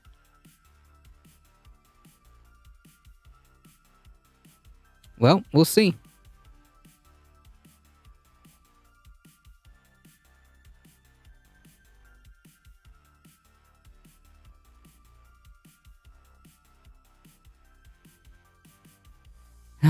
Let's talk about this.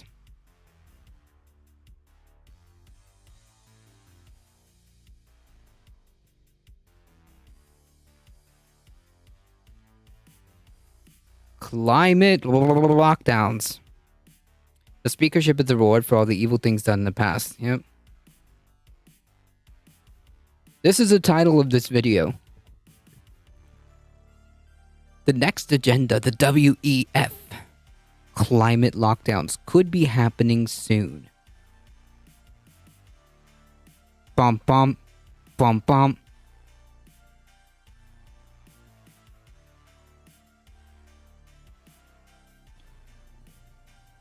Are we headed for more lockdowns? This time not for COVID, but instead for climate. This video was trending on Twitter, and of course, critics are calling it a conspiracy theory. Because it is. So I had to take a look at this myself to discover whether or not this is real and credible. So I headed to the website. Truly riveting investigative journalism. It took about 5 seconds to actually find the source of this, by the way. WBSCD.org for myself. Now, WBSCD stands for the World Business Council for Sustainable Development. And I did a quick search for the article itself that was shown in that video, and it popped up. Here it is, avoiding a climate lockdown.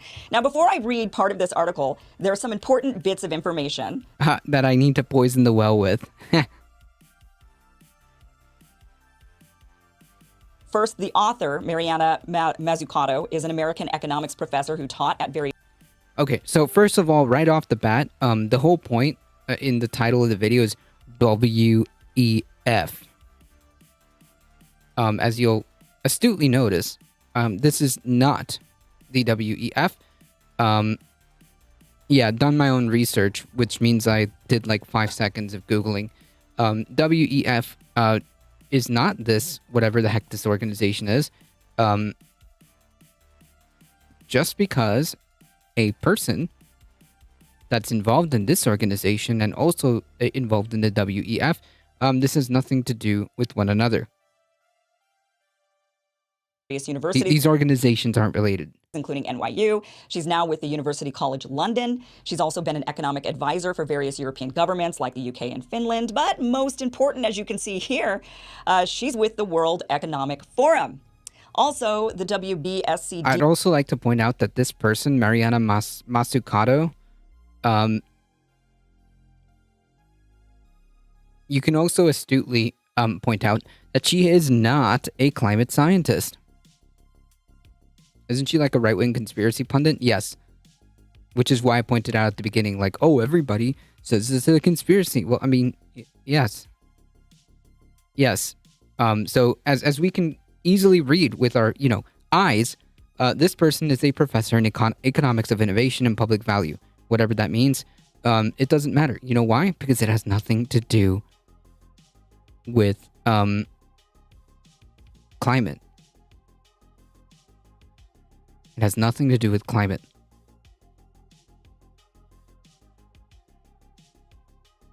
Is that why Everson is amplifying this? What, like the conspiracy stuff? She's like, I mean, she's like indistinguishable from like female, Russell Brand.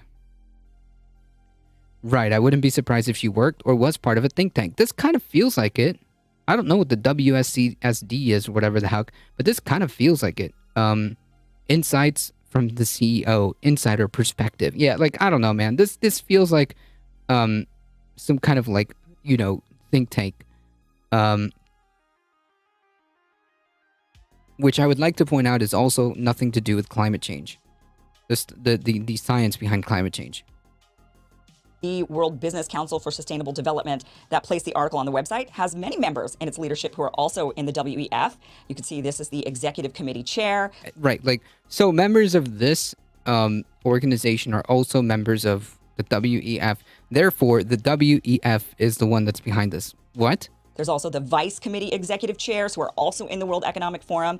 So plus, let's look at the member companies of this supposedly sustainable organization. They're promoting sustainability, but some of these biggest companies that are, some of these that are in this membership are actually the biggest companies in the world, many of which are arguably reliant on the world not being exactly sustainable. Companies like Chevron and BP, as well as. Yeah, damn, dude. Maybe they're not about that. Maybe they're about protecting capital. That's not like that's not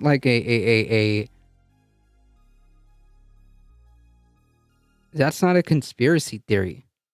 Yes, all these companies do try to greenwash themselves and give themselves some neat PR by joining the World Business something sustainable development or whatever.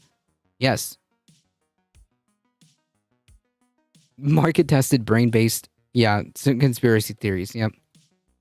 There's many companies who benefit from lockdowns, companies like Amazon, which you can see there. Okay. Now, this should give you an idea of what this organization is about and whose agenda it actually represents. This is classic poisoning the well. Has she actually said anything about the conditions of lockdown? Nope. I looked up her history. She used to be a journalist. Okay, so let's take a look now at the article itself. Here it is. As COVID-19... That's like saying like, oh yeah, like people like, what's it called? I looked up her history. She's just big government control proponent. Yeah, but she kind of spawns into the conspiracy theory world. He's more of a government interventionist. She worked for WHO, the World Economic Forum, and others. Yep. Oh, you're talking about this lady, right? Mazzucato?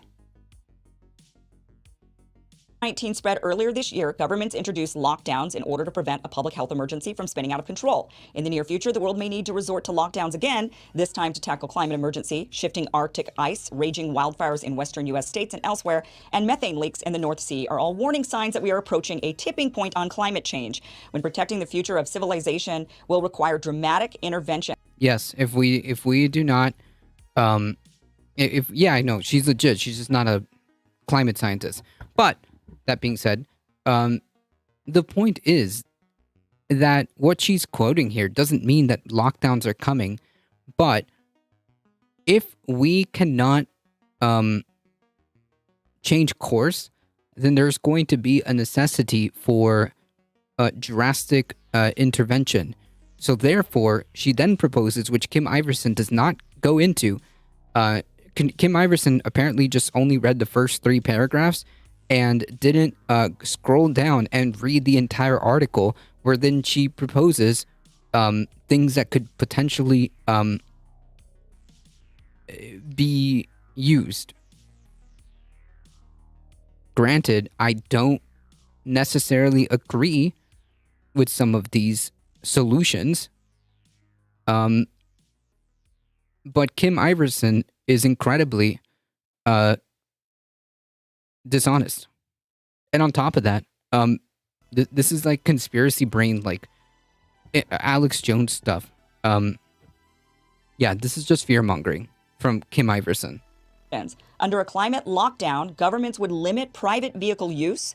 Yes, because emissions would be at that point in a scenario where we fail to, continue to change course, in a scenario where we continue as business as usual and we don't end up meeting anything of our goals whatsoever. Yeah, we're gonna have to take drastic measures.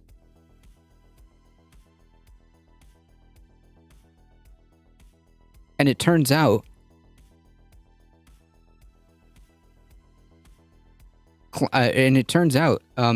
yeah, emissions and CO2 are part of it. Let's be real, Western shutdowns are at aren't as zero tolerant in the West. Lockdowns help if applied accordingly. It's not a zero COVID policy. Right. The conflation between like climate change and whatever.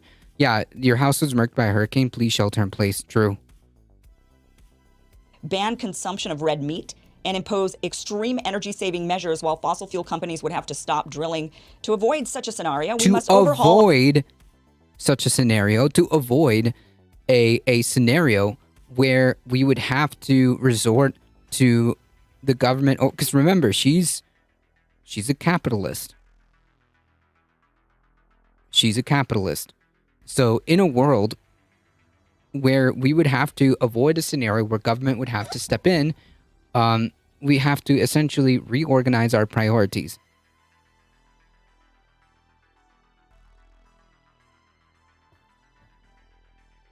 Hey, Globus, how's it going? Iversen, is implying here that lockdowns will be used to combat climate change and curb individual rights.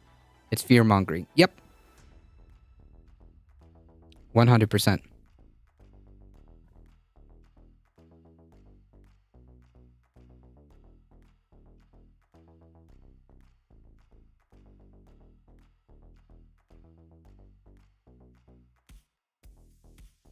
Yeah, deep state government control. Yep. This is indistinguishable from Alex Jones.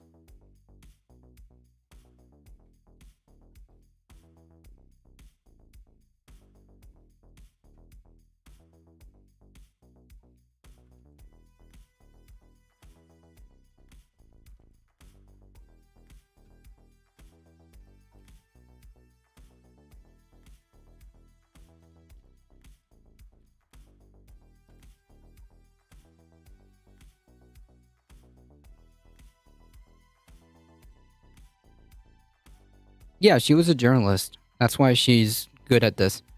But the lockdown scare shit is so overplayed. Yeah, 100%. Besides, that's not her argument. Even from her perspective, from Mazzucato's perspective, that's not her argument. Yeah, she has sharp media training. She's good. Oh yeah, 100%. She was a journalist. Was. Now resorting to peddling conspiracy theories Our about the WEF and, the elites. economic structures and do capitalism differently. Okay, so what does she mean by do capitalism differently? Well, in the article, she links to a PDF file titled A Smart Green European Way of Life, The Path for Growth, Jobs, and Well-Being. Now, the article... Yes, because she's a capitalist. What she's saying, what she's arguing, is that I do not want the government to intervene, so I want to try to save capitalism. I think capitalism can save this. It's just going to need reworking. That's her argument. Go through it isn't specific on what exactly they mean as a green way of life. They just say everyone will need a drastic lifestyle change and allude to what we've been hearing from the WEF. You will own nothing and you will be happy. What? That's not what she said. Whoa. Hold on. Just say everyone will need a drastic lifestyle change and allude to what... Yes, everyone will need a drastic... Yes, if we continue pretending like nothing's wrong, yeah, dude. When shit hits the fan, and I mean really hits the fan, because like this is nothing, as we saw yesterday. This is nothing. We're on course right now to 3 times as worse as this. Okay. We've been hearing from the WEF. You will own nothing. But we've been hearing from the this has nothing to do with the. This has nothing to do. Hold on, let me rewind this because this is important. On what exactly they mean as a green way of life. Right, the green way of life, which she links here, has nothing to do with you will own nothing and you will be happy or whatever bullshit that was. This actually doesn't link to the thing that she was posting. Zeodic with the tier 1 for 21 months. This links to a Guardian article, Kim.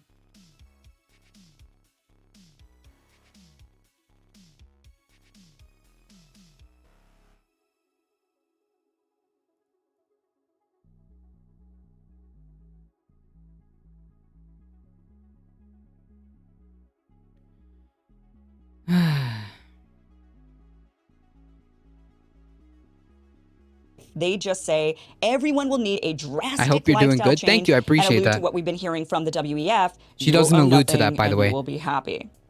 Hold on. She doesn't allude to that at all. We can read the article, Kim. We have eyes.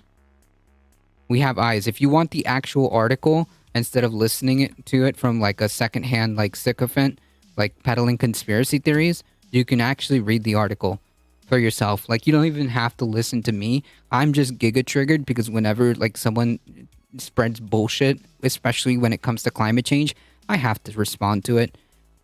So yeah, you don't even have to listen to me.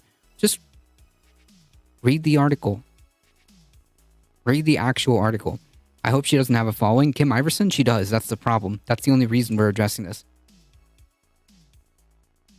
They also point to Europe and say the Europeans are more willing to try out new ways of life, and so they make a good testing ground.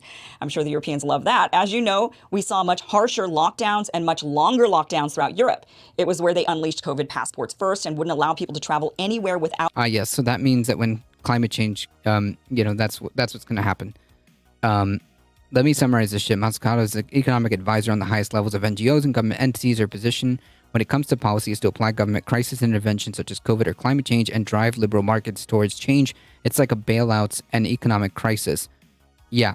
Right. So that's what I'm saying. She's a capitalist. Her job is to protect and tell and give a solution that absolves capitalism from responsibility. She's like, no. It's fine. We just need to do capitalism differently.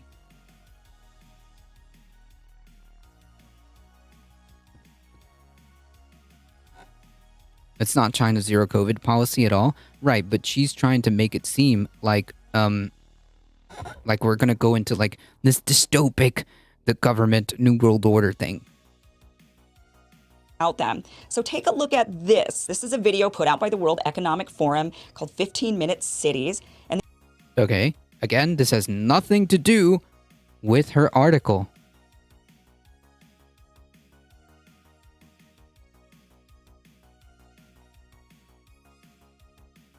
Extend the anti-pandemic mitigation to climate change?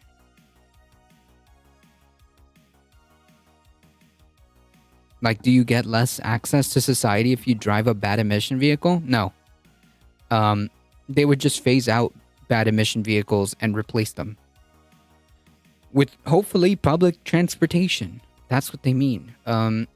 Extend the anti-pandemic mitigation to climate change. What do you mean? Like, the anti-mitigation, like climate change requires different mitigation than the pandemic. I mean, I guess like the sense of urgency and the sense of coordination of government, it would be similar, because it is like a thing that the government probably needs to have a huge hand in. But that's what she's trying to connect the two in people's mind. Oh, okay, gotcha. Okay, thank you. All right, now, yes, you're 100% correct. Carbon taxes are one example of the type of policy that's popular among people like Mascot. Yeah, because again, it absolves capitalism and tries to essentially give you a scenario. Yes, thank you, SV Harkin. I get you now. Sorry. No worries. We're good. I was just confused for a little bit.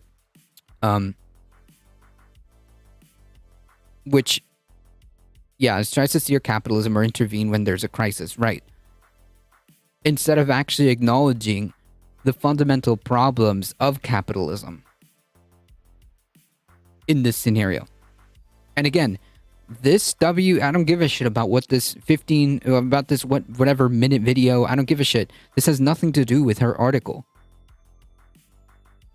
The idea is, you're going to have everything within this 15-minute radius. Look at this. The aim is to cut car use, resulting in fewer CO2 emissions and cleaner air. Now, this is a really appealing idea, right? 15-minute cities. I like the idea personally of everything being within a 15-minute radius of my house.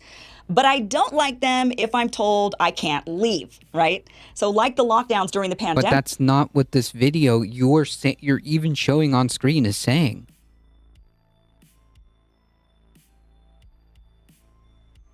That's literally not what this video is even saying. It's even showing. Hold on.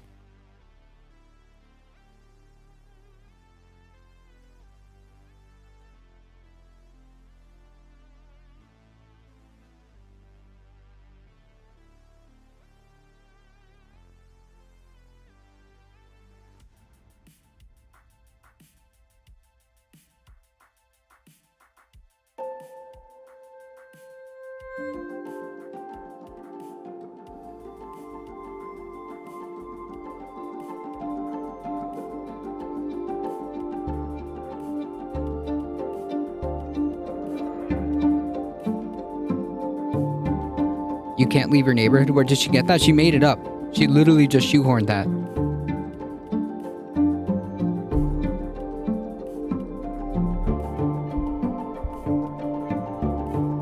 Oh no! The horror, chat.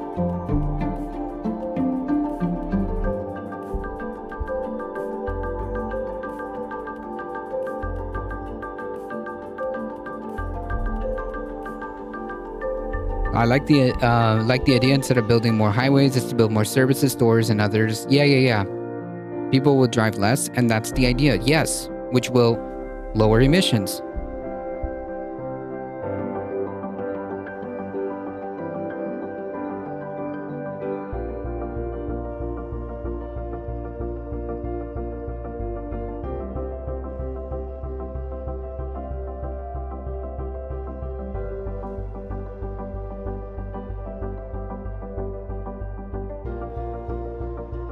Oh, there it is.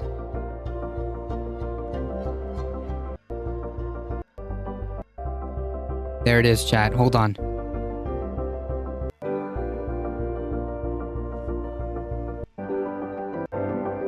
This is what she thought. She saw this slide and was like, damn, dude. The pandemic has led to many cities as people keep to their local area. Damn. This is it, folks. This is it. There is a nefarious plan. It's right there.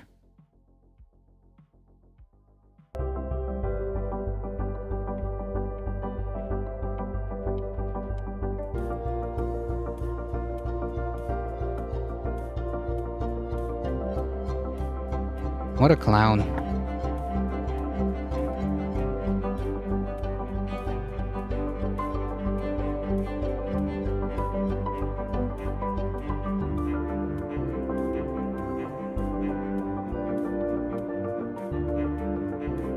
Yeah, a very effective clown. Look, damn, dude, got him. You see, this is the important part about like actually pulling up like pulling up the sources and like the imagery that she's trying to shoehorn. Yeah, this is disgusting. Fuck this girl. If I wanted to stay locked up to hide from the virus, that should be my choice, not the government's. Same with vaccines. I like the idea of a vaccine that stops me from catching a virus. Of course, we don't have one like that for COVID, but either way, I don't want them forced on me. Is this idea of a climate... What? No one's forcing you. Yeah, taking a 10 minutes to look up shit, you find suspect, yep. Lockdown a conspiracy? Maybe. Just like maybe the idea of mandating vaccines and vaccine passports was once considered a conspiracy. They ended up not being. Now, climate lockdowns are a real possibility. We keep hearing about the climate catastrophe and how it's an existential crisis. It is? You're conflating this video. You're conflating this video of like basic city planning to lower emissions with climate lockdowns? This has nothing to do with that. And furthermore, what would a climate lockdown even look like? What channel is this lady on? Yeah. It's a YouTube channel. I'm not sure she's on a network. No, this would not be. No. she's a YouTube person.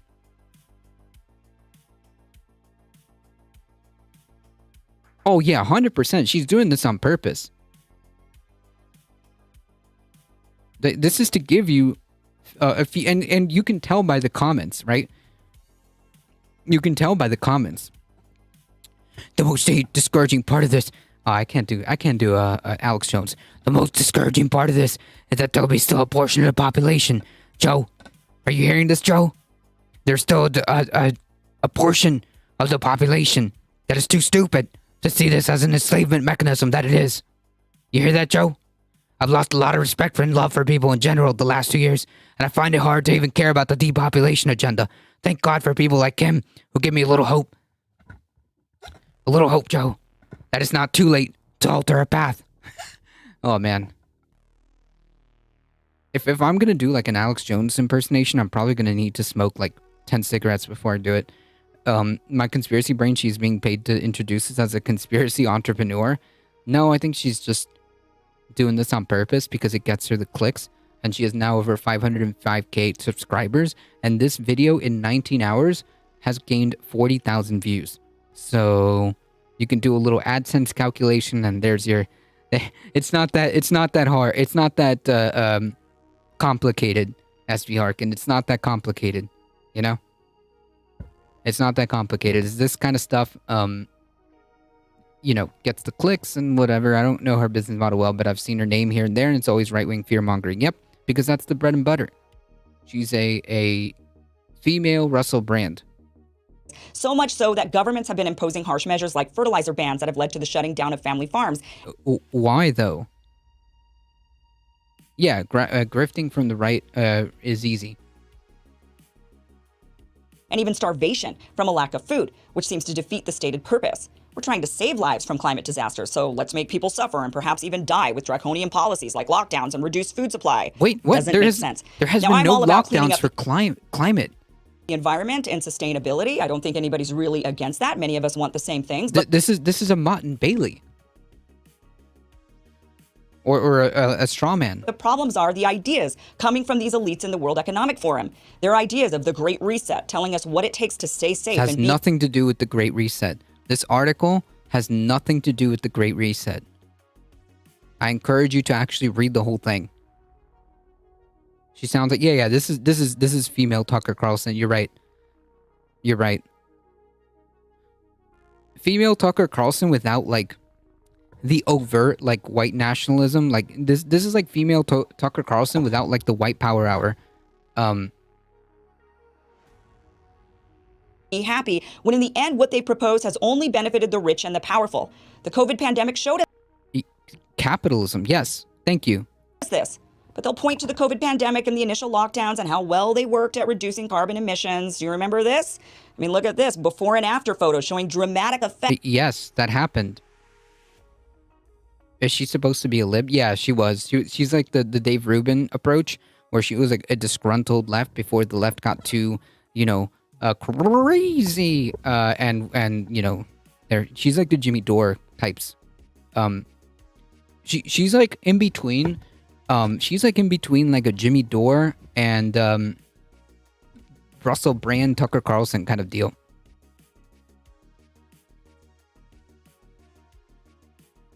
Lockdowns had on pollution around the world. Look at these photographs. They're going to point to this. They're going to point Look to these at this photograph. Say, it works, so let's do it again.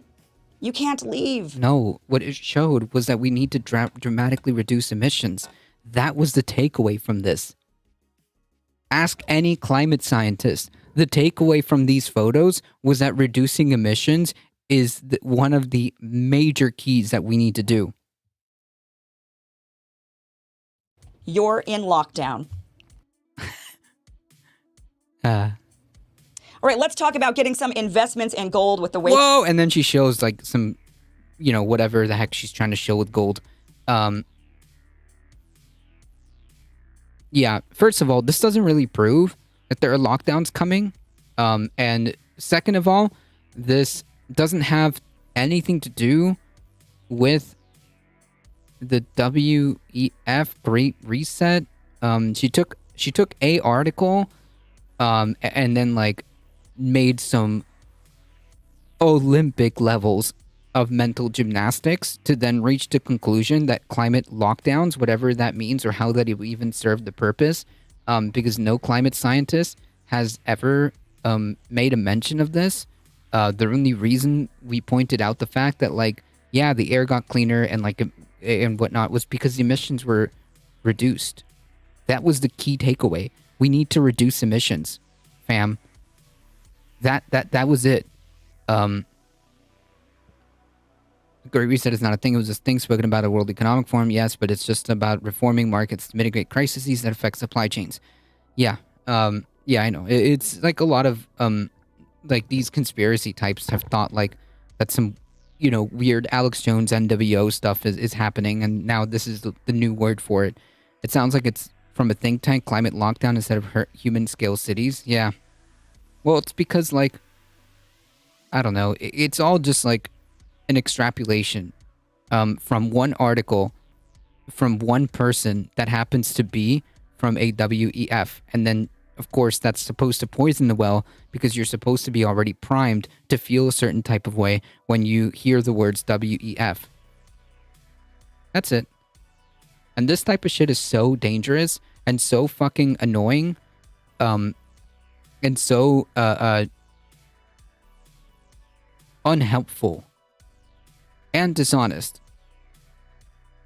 True. Building cities that make you drive less. The New World Order is real. True.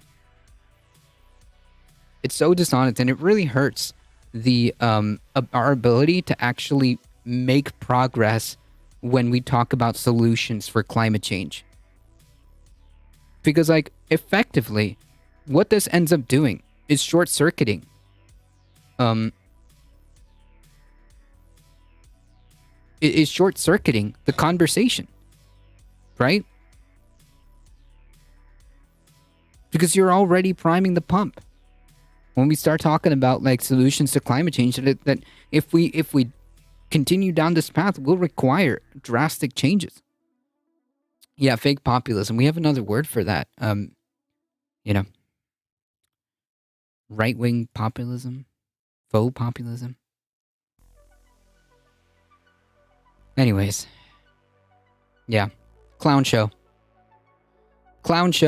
that didn't take that long to address, but nonetheless, it's incredibly frustrating because it really does short circuit any meaningful academic and serious conversation when we talk about solutions to climate change. People like her are way more hurtful because of her ability to not only just reach people, but that veneer. If you don't know, like, you know, not for the normies who are listening to this, it gives her a veneer of like professionalism and legitimacy.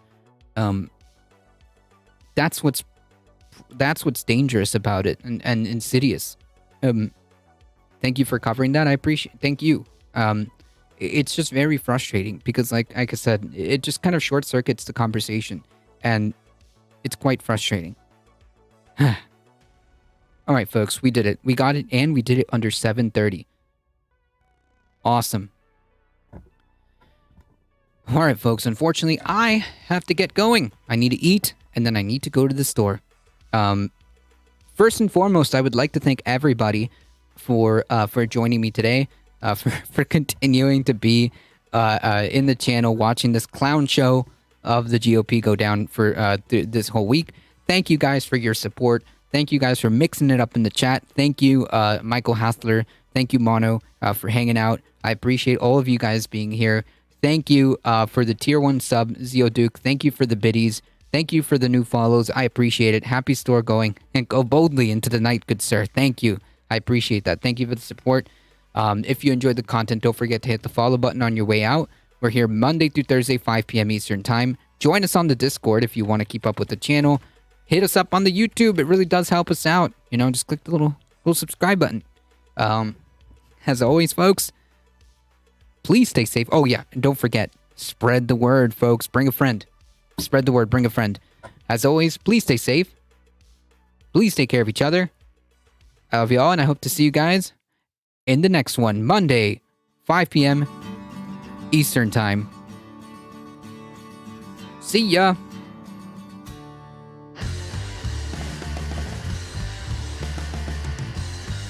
Zeoduke, thank you so much. I appreciate that. All right, hang tight, folks.